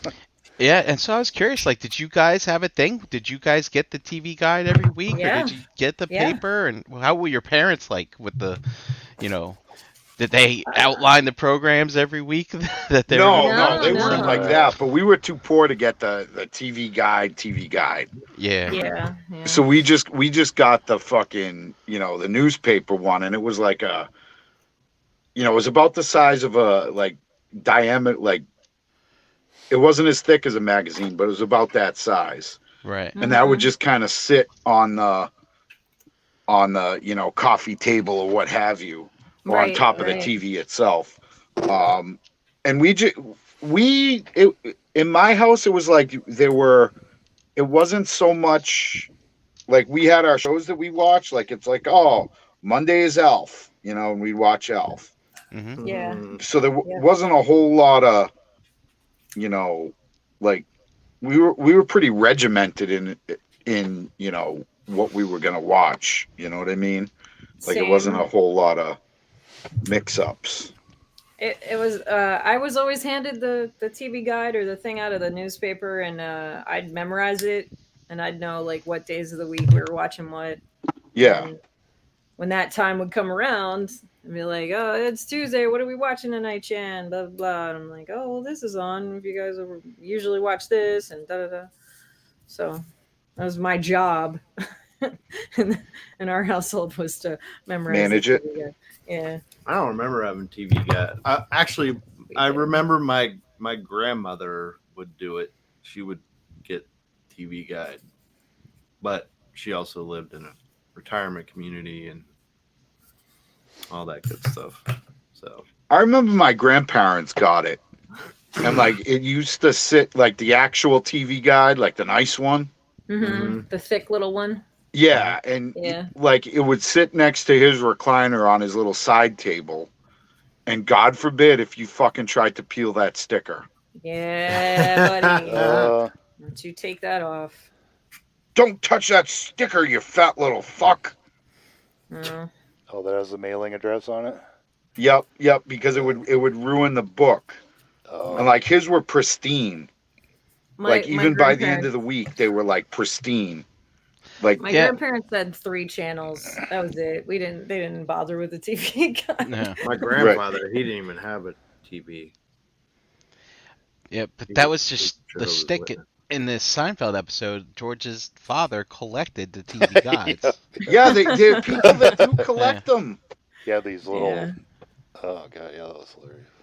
And it's like he had them in like these like leather bindings, like what the fuck? Yeah, it was all. It's like organized, like, oh yeah, these are the summer ones, like the summer extravaganza ones and stuff. But it's like, it's funny though. Like, if you think about it, back in the day when TV first came out, like, you needed an instruction booklet, right, to know what you were going to watch. Like, part of it too was that if you missed it, like if you missed the new episode of Alf, right, like you weren't going to see it again till the summertime when they started. When they started playing reruns, yeah, forever. But it was like, it's like you had to look in the books, like, what's this magical box going to give me these days, I remember. I have a TV guy incident. It was my brother and I, and it was when the X-Men cartoon was coming on Fox. And like I saw it in the TV guide, I was like, "Oh shit, X-Men!"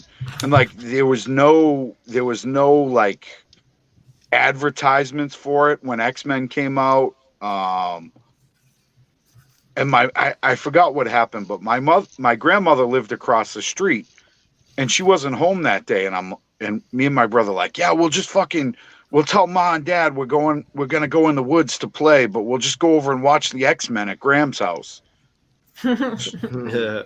So we went over there, and it never came on. I was like, what the fuck? It was like on at 11:30 or 10:30, and we were over there at like 10:22.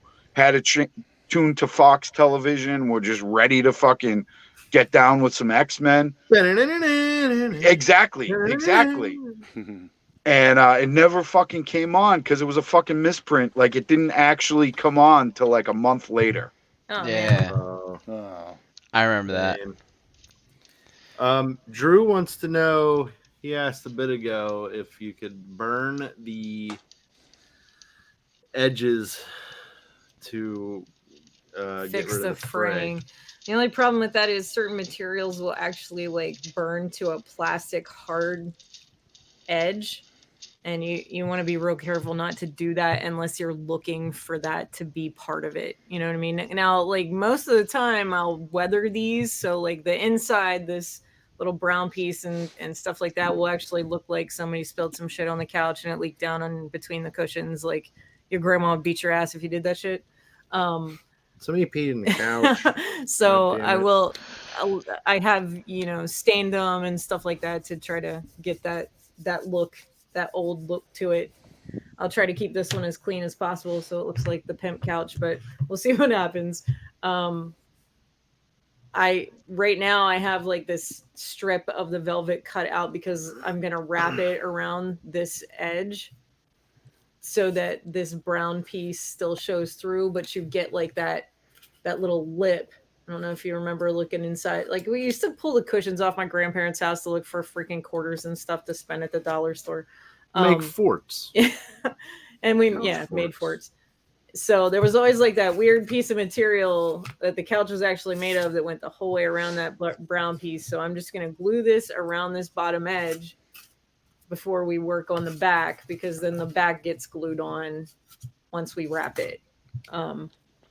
But what I might do, since it's already like 11:15, and this is kind of a process because it takes a little time to measure everything out and get all your materials straightened out, is I might just stop here for tonight and cut out what I need so I don't have big pieces of material in my lap and I'm, trying to fuss with that around.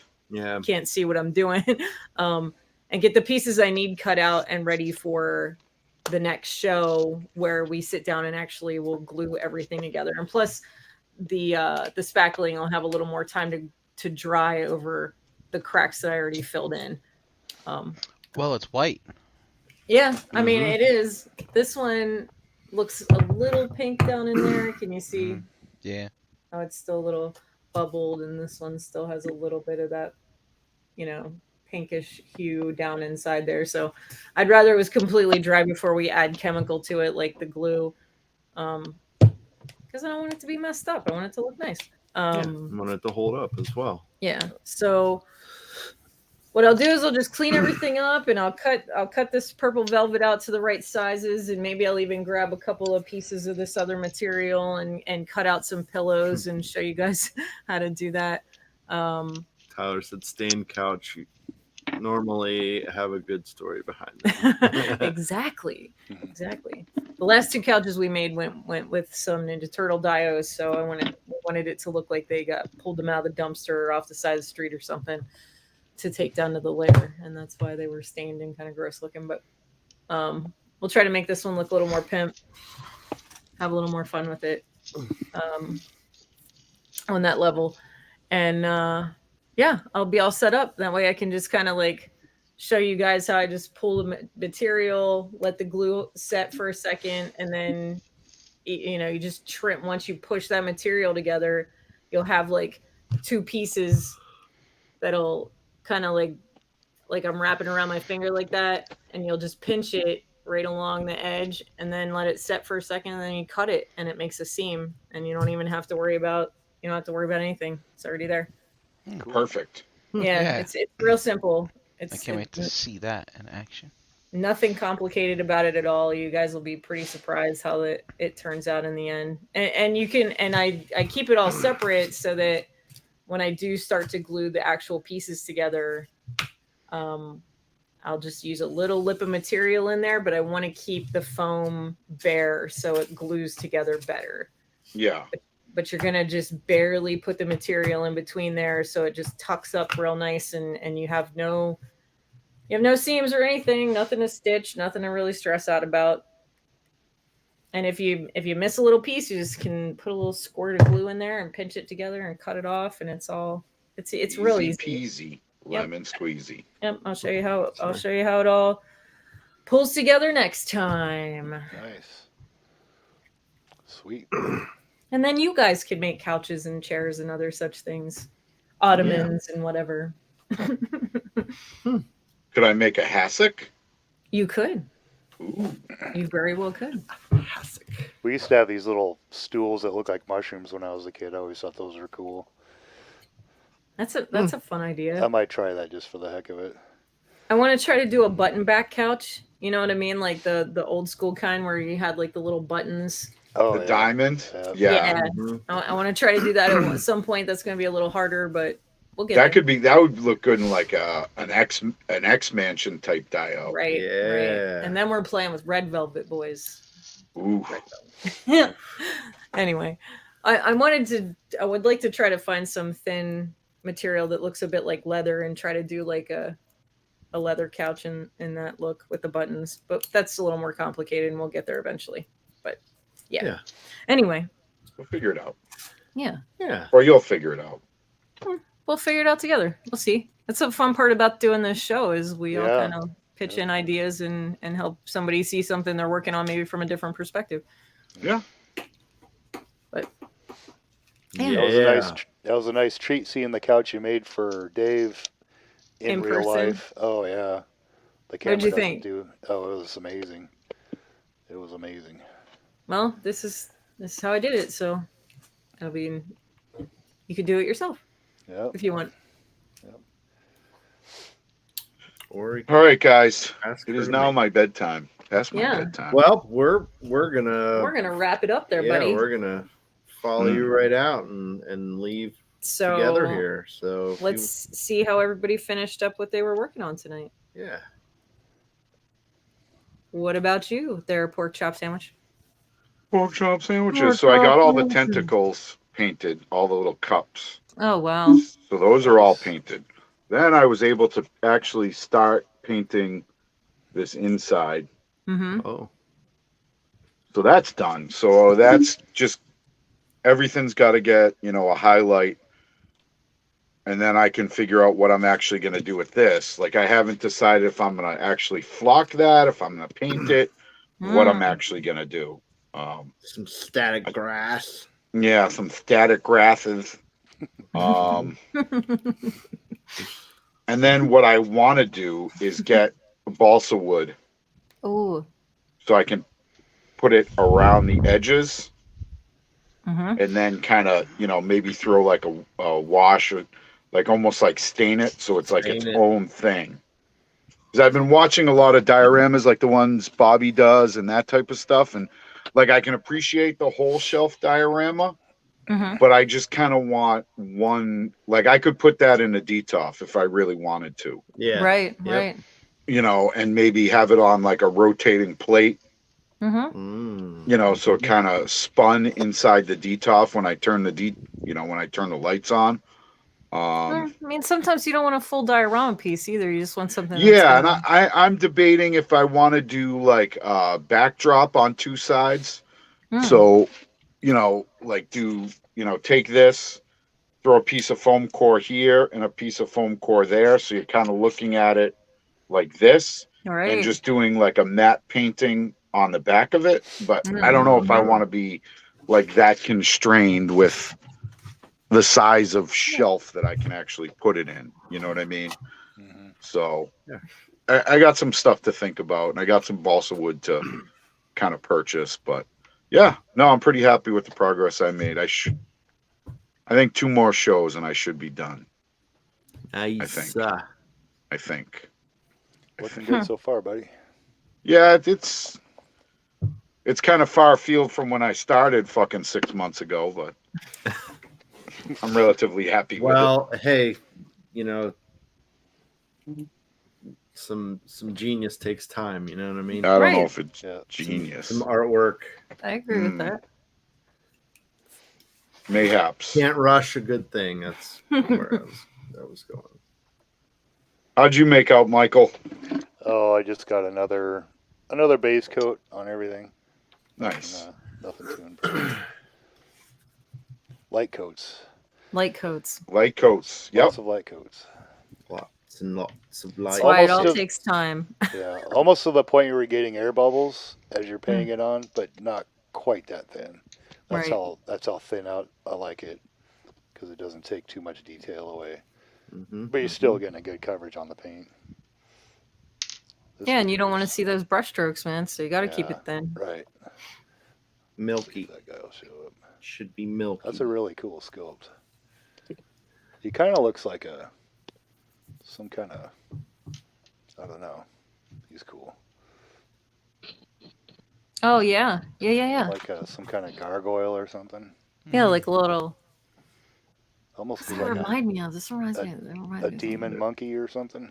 Mm-hmm. Yeah, it reminds me of like Oriental. But yeah. Totally. Oh, like Oni mask. Yeah, like an Oni mask or. Yeah. Very cool. What about you, Brian? What did you do? Real quick, Mike. Last show, you had taken a mythic off the wall and had a bear spot. Mm-hmm. What did you replace that bear spot with? I took the red bog goblin out and I put him up there because when I was checking out, I was like, oh, I still got that blank spot. It looks kind of stupid right there. It's like looks like a smile with one big tooth missing right in the middle. Like Alfred E. Newman or something. So I just picked the last one in the row and put him in there. Nice. So I did transform it without the instructions. Oh. Woo! So there's your Ultra Magnus. Nice. Very cool. Yeah, man. And not much of a car carrier, but you can put a car on top if you so desire. So. Right on. Yeah, wasn't that bad. So I look forward to putting him back where he belongs. Nice. And put him up there with the old Metroplex. Very cool. It's got rubber tires. In fact, really? He doesn't usually do that. Tires? Yeah, they usually don't even have tires. That's new. No, I'm just kidding. So, yeah, it's very good. Yeah. Very good. Very good. I guess we can say goodnight and get out of here. Yep. Thanks for the tutorial on the fabric and everything. That's good information. I'll get a little further into it next time. I have this big piece of material in my lap and I'd rather have like smaller pieces to work with so it's a little easier to understand what I'm doing. That makes sense. Yeah. Yeah, so we'll just do that next time because it'll go really fast too. It won't take me very long if I have it already cut out. Right now it'll take me like 10 to 15 minutes just to like get the material plotted out for each section. Oh yeah. I don't want to take that time at the moment. But yeah, no problem. I'll teach you whatever you want to know about messing with fabric. I love, like you said before, it's nice learning stuff. Mm-hmm. Like every week we're learning a little bit. And Drew said the same thing. I'll show you guys my little trick that I do for making like changing up some of the seams on the couch to make it look a little more authentic. I'll show you that trick too. But yeah, we'll get there. Anyway. Right on. Cool. All right. So, Mr. Mike, you want to say goodnight and tell everybody where they can find you if they want to chit chat with you? Yeah, Facebook, Mike Wells on Facebook, Monday and Tuesday in the chat on Into the Realm and Breaking the Mold, respectively, and Wednesday, every other Wednesday here. Gio. And Matt rolled. Yeah. Oh. Brian, where you at, buddy? Brinkalizer on Instagram, and tune in to the wonderful channels here on the Realm of Collectors YouTube channel. Did I say shows before? Shows. Extravaganza. Yeah. Oh yeah. So should be good times. Don't forget this Friday, checking out Nerd Life Syndicate. Nerd Life Syndicate. Yep. For another round of perhaps TFCon stories. Cool. Yeah. Awesome. Where can they find you? You can find me Chandra Cooper on Facebook. You can find me Monday nights on Enter the Realm on the Realm of Collectors YouTube channel. Find me here with you guys. Pardon me. See, I keep losing my voice since Saturday. You can find me here with you guys on Wednesdays, every other Wednesday. And if I have the time and the ladies are doing a show, Total Package Podcast on Thursday nights. Check it out. Nice. And what about you? Me? You can find me here on this channel on nights of the week. Pigment Surgery on Instagram and Xbox Live. Yeah, ShelfGravy. So make sure to try and get to Legion Con, Toy Con. We'll be there. Couple weeks. I wish I could go to that. I kind of had my. Oh, that's not true.